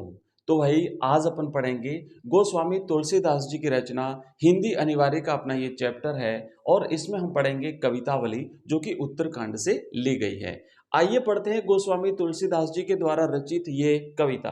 देखो इसमें क्या किया है, गोस्वामी तुलसीदास जी ने अपने समय की जो कठिन परिस्थितियां थी, अपने समय का जो वो एक बहुत ही कठिन दौर था जिसमें हर तरफ जो है वो परेशानियां थी, दुख थे, तकलीफ थी, लोग बहुत तकलीफ में थे, तो उसका वर्णन जो है वो कवि ने यहाँ पर किया है। और कवि गोस्वामी तुलसीदास जी कहते हैं भाई इन समस्त प्रकार की जो तकलीफें हैं इनसे बचने का एकमात्र सहारा, एकमात्र उपाय है भगवान श्री राम का नाम, भगवान श्री राम का स्मरण। तो देखो क्या कहते हैं कवि कि किस भी किसान कुल बनिक भिखारी भाट, चाकर चपल नट चोर चार चेट की, पेट को पढ़त गुण घड़त चढ़त गिरी, अटत गहन गन अहन अखिट की। परिस्थितियां कितनी विकट थी। देखो क्या कहते हैं, किस भी का मतलब होता है श्रमजीवी व्यक्ति, मजदूरी करने वाला मजदूर। तो देखो कहते हैं यहाँ पे मैं आपको लिख देता हूँ, सारे शब्दार्थ भी लिख देता हूँ और इसकी व्याख्या भी करके बता देता हूँ। किस भी का मतलब होता है मजदूर, या फिर आप कह सकते हैं जो श्रमजीवी व्यक्ति होता है भाई, है ना, श्रमजीवी व्यक्ति मतलब मेहनत मजदूरी करने वाला। तो श्रमजीवी व्यक्ति, किसान कुल का मतलब होता है खेती करने वाला किसान, बनिक का मतलब होता है व्यापारी, बनिक का मतलब होता है भाई व्यापारी, और भिखारी मैंने भिक्षा मांगने वाला, भाट का मतलब होता है जो चौपड़े बांधते हैं ना, वंशावली बांचने वाले, ठीक है। आगे देखो क्या कहते हैं कि चाकर चपल नट चोर चार चेट की। चाकर का मतलब होता है नौकर, चपल नट का मतलब होता है जो चंचल नट होता है जो कलाबाजियां दिखाता है, चोर का मतलब होता है चोरी करने वाला, चार का मतलब होता है दूत जो संदेश लेके जाता है, चेटकी का मतलब होता है बाजीगर, जादूगर, है भाई, ये जादूगर। तो ये समस्त प्रकार के लोग है ना, इनके पास अभी कोई आजीविका नहीं है, कोई इनके कमाने का इनके पास अभी साधन नहीं, जरिया नहीं, इनके पास रोजगार नहीं है। किसके पास? जो है कि मजदूरी करने वाला जो व्यक्ति है उसको मजदूरी नहीं मिलती, किसान के पास खेती नहीं बची, व्यापारी के पास अभी व्यापार नहीं बचा, भिखारी को भिक्षा नहीं मिलती, और भाट को भी अभी कोई जो है वो यजमान नहीं मिलता। चाकर मतलब जो नौकरी करना चाहता है उसको नौकरी नहीं मिलती, चपल नट उसका रोजगार खत्म हो गया है, नट की कलाबाजियां वो नहीं दिखा पाता, चोर को कहीं चोरी नहीं मिलती, चार मतलब उसको दूत जो होता है, संदेश वाक होता है उसका जो है वो क्या कहते हैं, संदेश वो नहीं कोई उसे बुलाता भेजने के लिए, और चेटकी का मतलब होता है जादूगर को जादूगरी दिखाने का कहीं पर कोई अवसर नहीं मिलता। क्यों नहीं मिलता? क्योंकि चारों तरफ जो है वो रोजगार की कमी है, लोग बहुत दुखी हैं, चारों तरफ जो है वो परेशानियां ही परेशानियां हैं। लेकिन फिर भी ये समस्त लोग अपना पेट तो भरना पड़ेगा भाई, तो पेट भरने के लिए कुछ न कुछ करते हैं। क्या करते हैं? पेट को पढ़त। पेट भरने के लिए लोग पढ़ते हैं कि भाई कुछ रोजगार मिल जाए, गुण गढ़त लोगों का बखान करते हैं कि कहीं से कुछ मिल जाए, चढ़त गिरी, और पहाड़ों पर भी चढ़ते हैं। माउंटेनियरिंग जो होती है ना, पहाड़ पर चढ़ना उतरना, ये पहले भी होता था, तो लोग पहाड़ों पर भी चढ़ते हैं। हो सकता है रोजगार की तलाश में चढ़ते हो सकता है कुछ खाने पीने की चीजों की तलाश में चढ़ते हो, पर चढ़ते हैं, विविध प्रकार के नाना कार्य करते हैं। अटत गहन गन अहन अकेठ की। अटत का मतलब होता है, देखो बच्चों, कि अब ये जो अटत का मतलब होता है भटकना, घूमना। लोग दिन भर घने जंगलों में घूमते हैं, और अहन दिन भर अखेट की मतलब शिकार करना, तो शिकार की तलाश में घूमते हैं। ऊंचे नीचे कर्म धर्म अधर्म करी, और लोग पेट भरने के लिए विविध प्रकार के नाना कार्य करते हैं। कोई ऊंचा कार्य करता है, कोई नीचा कार्य करता है। ऊंचा नीचा मतलब कोई अच्छा कार्य करता है, कोई बुरा कार्य करता है, कोई धर्म करता है, कोई अधर्म करता है, पाप करता है, कोई पुण्य करता है। क्या करने के लिए? रोटी खाने के लिए, पेट भरने के लिए, कमाने के लिए। और इसी पेट की खातिर पेट ही को पचत बेचत बेटा बेट की। इस पेट भरने के लिए लोग इतने मजबूर हैं, परिस्थितियां इतनी विकट है, इतनी जटिल है कि लोग अपने बेटे और बेटियों को बेचने पर मजबूर हैं। क्या करें, और कोई उपाय नहीं है उनके पास। तुलसी बुझाई एक राम घन श्याम हिते। तुलसीदास कहते हैं ये जितनी भी विकट परिस्थितियां हैं, जितनी भी दुख हैं, जितनी भी तकलीफ हैं, इन समस्त तकलीफों से बचने का एकमात्र उपाय है। क्या है? भगवान श्री राम का नाम। अब घनश्याम क्यों है? कि यहां पर क्या हुआ है, अंतिम पंक्ति पढ़िए, क्या कहते हैं कि आगी बड़वागी ते बड़ी है आगी पेट की। ये पेट की आग जो है भाई, ये पेट की आग उस बड़वाग्नि से भी बड़ी है, उस बड़वाग्नि से भी ज्यादा जो है वो तपन भरी हुई है। बड़वाग्नि का मतलब होता है समुद्र की आग, है ना, समुद्र की आग यानी पानी में लगने वाली आग, समुद्र की आग। तो समुद्र की आग से भी बड़ी आग किसकी है? पेट की आग है। इस पेट की आग को बुझावें कैसे? और इस पेट की आग को बुझाने के लिए भगवान राम रूपी बादल जब वर्षा करेंगे भाई, अमृत वर्षा बरसाएंगे। घनश्याम का मतलब होता है बादल। कौन? राम का नाम, राम के नाम रूपी बादल जब बरसेंगे तभी ये पेट की आग बुझेगी भाई। बाकी इसके अलावा और कोई उपाय नहीं है इस पेट की आग को बुझाने का। देखो आगे बढ़ते हैं और अगली जो हमारी अगला जो पद है इसको पढ़ते हैं। अगर बच्चों आपको यहाँ पे सप्रसंग व्याख्या भी करनी पड़े तो आप कर सकते हैं। आपको यहाँ पे सबसे पहले संदर्भ लिखना पड़ेगा। आप संदर्भ में लिखेंगे कि भाई ये जो उपर्युक्त पंक्तियां हैं हमारी पाठ्य पुस्तक में तुलसीदास जी की रचना कवितावली उत्तरकांड कोष्टक में लिख देना से ली गई है। और फिर प्रसंग में लिखना कि इसमें कवि तुलसीदास जी ने अपने समय की कठिन परिस्थितियों का और विकट हालातों का वर्णन अपनी इस कविता के माध्यम से किया है। और फिर उसके बाद व्याख्या लिखना कि कवि ने इसमें क्या क्या कहा है जो हमने सारा पढ़ा है। अंत में विशेष लिखना, विशेष में ये लिखना कि भाषा जो है वो इसमें क्या है, तत्सम शब्द प्रधान भाषा है, ब्रिज भाषा का प्रयोग हुआ है, इसमें विभिन्न छंदों और अलंकारों का प्रयोग हुआ है और साथ ही साथ लोकोक्ति और मुहावरों का प्रयोग भी हुआ है। तो इस तरीके से आप इसकी सप्रसंग व्याख्या कर सकते हैं। आगे बढ़ते हैं। आगे क्या कहते हैं, उसी परिस्थिति को आगे जो है वो जारी रखते हुए कहते हैं कि खेती न किसान को, भिखारी को न भीख बली, बनीक को बनीज न चाकर को चाकरी। ये हालात इतने विकट हैं कि किसान खेती करना चाहता है लेकिन उसके पास खेती नहीं है, भिखारी को भीख नहीं मिलती है ना, और भिक्षा नहीं मिलती है। और फिर आगे क्या कहते हैं, बनिक को बनिज, व्यापारी का व्यापार खत्म हो गया नहीं है, न चाकर को चाकरी और नौकर को नौकरी नहीं मिलती। जीविका विहीन लोग सिद्धिमान सोच बस, चारों तरफ बेरोजगारी है और जीविका नहीं मिल रही है। तो बेरोजगारी की इस हालत में जो बिना रोजगार के लोग जो है ना केवल चिंता कर रहे हैं, सोच रहे हैं, केवल चिंतित हैं, परेशान हैं। क्या सोच रहे हैं, कहे एक एक न सो कहाँ जाए का करी। अब हर एक व्यक्ति दूसरे व्यक्ति से कहता, अरे भाई इतनी कठिन परिस्थितियां, क्या करें, कहाँ जाए, पेट कैसे भरे, वेद हो पुराण कही लो कहूं भी लोकियत। तुलसीदास जी कहते हैं भाई देखो, वेदों और पुराणों में भी कहा गया है, वेद हो पुराण का मतलब होता है वेद और पुराण हमारे धर्म ग्रंथों शास्त्रों में भी कहा गया है। और चारों तरफ जब इस जगत में, लोकहूं का मतलब होता है इस लोक में, इस सृष्टि पर जब दृष्टि डालें तो विलोकित का मतलब होता है दिखाई देता है। क्या दिखाई देता है, साकरे सबे पे राम राव रे कृपा करी। साकरे का मतलब होता है संकट के समय, संकट के समय हे भगवान श्री राम आपने ही सब पर, सबे पे मतलब सभी पर, भगवान राम रावरे मैंने आपने कृपा करी है। तो अभी भी संकट की घड़ी है, चारों तरफ इतनी विकट परिस्थितियां हैं, आप कृपा करिए, इन लोगों को जो है आप इनके दुख दर्द दूर करिए।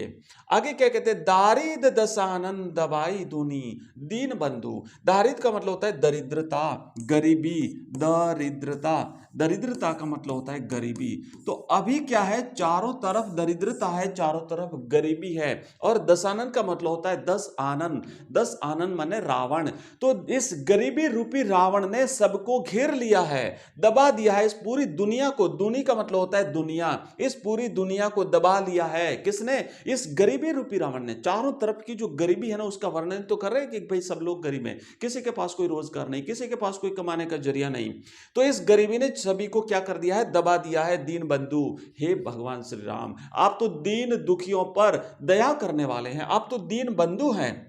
दुरित दहन देखी तुलसी हाहा करे।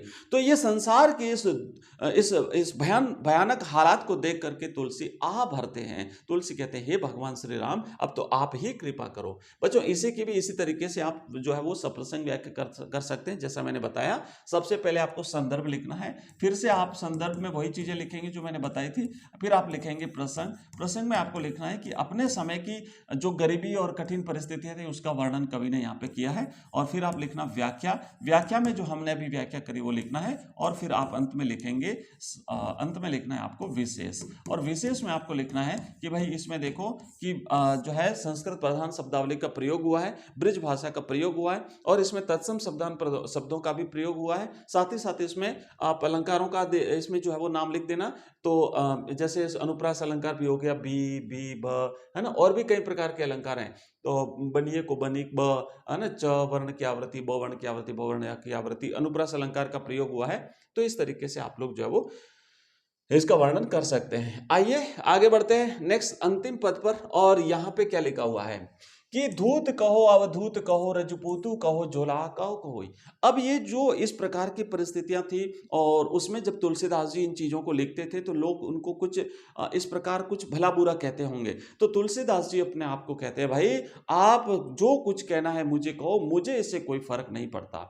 मैं तो भगवान राम जी का गुलाम हूं, मैं भगवान राम जी का सेवक हूं और भगवान राम जी की भक्ति करना चाहता हूं। इस संसार से मेरा कोई लेना देना नहीं। तो क्या कहते हैं कि आप चाहो तो मुझे धूत कहो। धूत का मतलब होता है धूर्त व्यक्ति, धूर्त मैंने चालाक व्यक्ति। आप चाहो तो मुझे चालाक कहो, आप चाहो तो मुझे अवधूत कहो। अवधूत का मतलब होता है कि सन्यासी व्यक्ति, है ना, सन्यासी व्यक्ति। अवधूत अघोरी, अघोरी मतलब जो संत महात्मा होता है ना। तो आप चाहो तो मुझे चालाक व्यक्ति कहो, आप चाहो तो मुझे संत महात्मा कहो, आप चाहो तो मुझे राजपूत कह करके बुला सकते हो, और आप चाहो तो मुझे जुलाहा कह करके बुला सकते हो। आप चाहो मतलब ये था कि आप मुझे ऊंची जाति का मानो या नीची जाति का मानो, आप मुझे बदमाश व्यक्ति मानो या आप मुझे भला व्यक्ति मानो, मुझे इन चीजों से कोई फर्क नहीं पड़ता है। आगे क्या कहते हैं, काहू की बेटी सो बेटा न ब्याहब, काहू की जाति बिगाड़ न सोऊं। मुझे क्या करना है, किसी की बेटी से अपने बेटे का विवाह नहीं करना है। मुझे अपने बेटे की शादी किसी की बेटी से नहीं करनी है और न ही मुझे किसी की जाति बिगाड़नी है। भाई मैं क्यों चिंता करूं, मेरे बारे में लोग भला बुरा कहें तो भले कहें, मुझे इन बातों की चिंता नहीं है। आगे कहते हैं तुलसी सर नाम गुलाम है राम को, जाको रुचे सो कहे कछुओं। भगवान राम जी का सेवक हूं मैं, तो तुलसीदास जी कहते हैं मैं तो भगवान राम जी का गुलाम हूं। जो जिसको जैसा रुचे, रुचे मैंने जिसको जैसा अच्छा लगे वैसा कहे मुझे, मेरे बारे में तुलसीदास जी कहते हैं आप मुझे जैसा कहना चाहो वैसा कहो, मुझे इससे कोई फर्क नहीं पड़ता। कछुओं जो कुछ कहना चाहो वो कह दो। मांगी के खेबो, खेबो का मतलब होता है खाना, मैं तो भाई मांग करके खाना खा लेता हूं। और मस्जिद को सोईबो, और मस्जिद में जाके सो लेता हूं।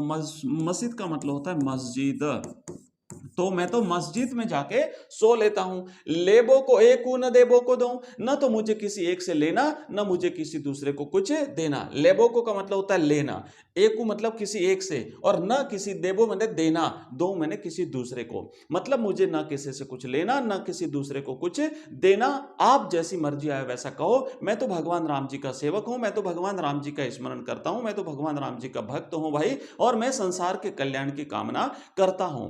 तो इस तरीके से हमने देखा ये गोस्वामी तुलसीदास जी, जिन्होंने जो है बच्चों कि अपने समय की विकट परिस्थितियों का वर्णन किया है। अब अगले पद में हम पढ़ेंगे लक्ष्मण मूर्छा और राम का विलाप।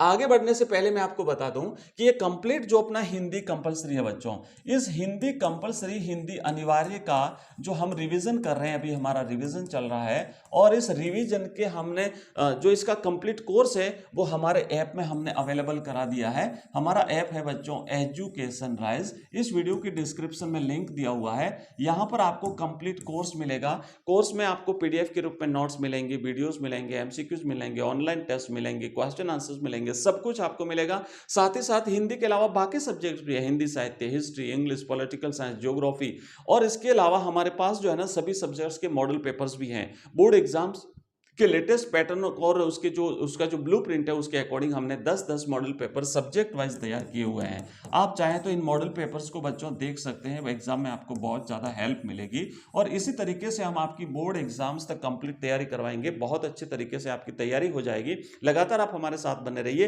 वीडियो को लाइक करिए, इसको शेयर करिए। हमारे पास ओनली नोट्स भी अवेलेबल है बच्चों, जैसे कंप्लीट कोर्स भी है, और केवल अगर आप नोट्स चाहते हैं तो हमारे पास सब्जेक्ट वाइज ओनली नोट्स भी हैं। और ये कंप्लीट नोट्स हम आपको टोटल 11 रुपए में, ओनली 11 रुपीज में हम आपको बच्चों ये नोट्स अवेलेबल करवाते हैं। तो अगर आप चाहते हैं तो नोट्स जो देख सकते हैं, तो विजिट करिए एक बार इस ऐप को, लिंक डिस्क्रिप्शन में दिया हुआ है। एक हमारा नंबर मैं दे देता हूं आपको, व्हाट्सएप ग्रुप और हमारा टेलीग्राम चैनल है, उसको ज्वाइन करना चाहते हैं तो, और इस नंबर पे आप हमें मैसेज कर सकते हैं। तो नंबर है 9079622989। इस नंबर पे आप हमें व्हाट्सएप मैसेज करेंगे तो हमारी जो लिंक्स हैं वो सारी लिंक आपको मिल जाएगी, जैसे ऐप की लिंक है, हमारी वेबसाइट की लिंक है, हमारे प्लेलिस्ट की लिंक है, कोर्सेज की लिंक है, सारी की सारी लिंक आपको बच्चों मिल जाएगी।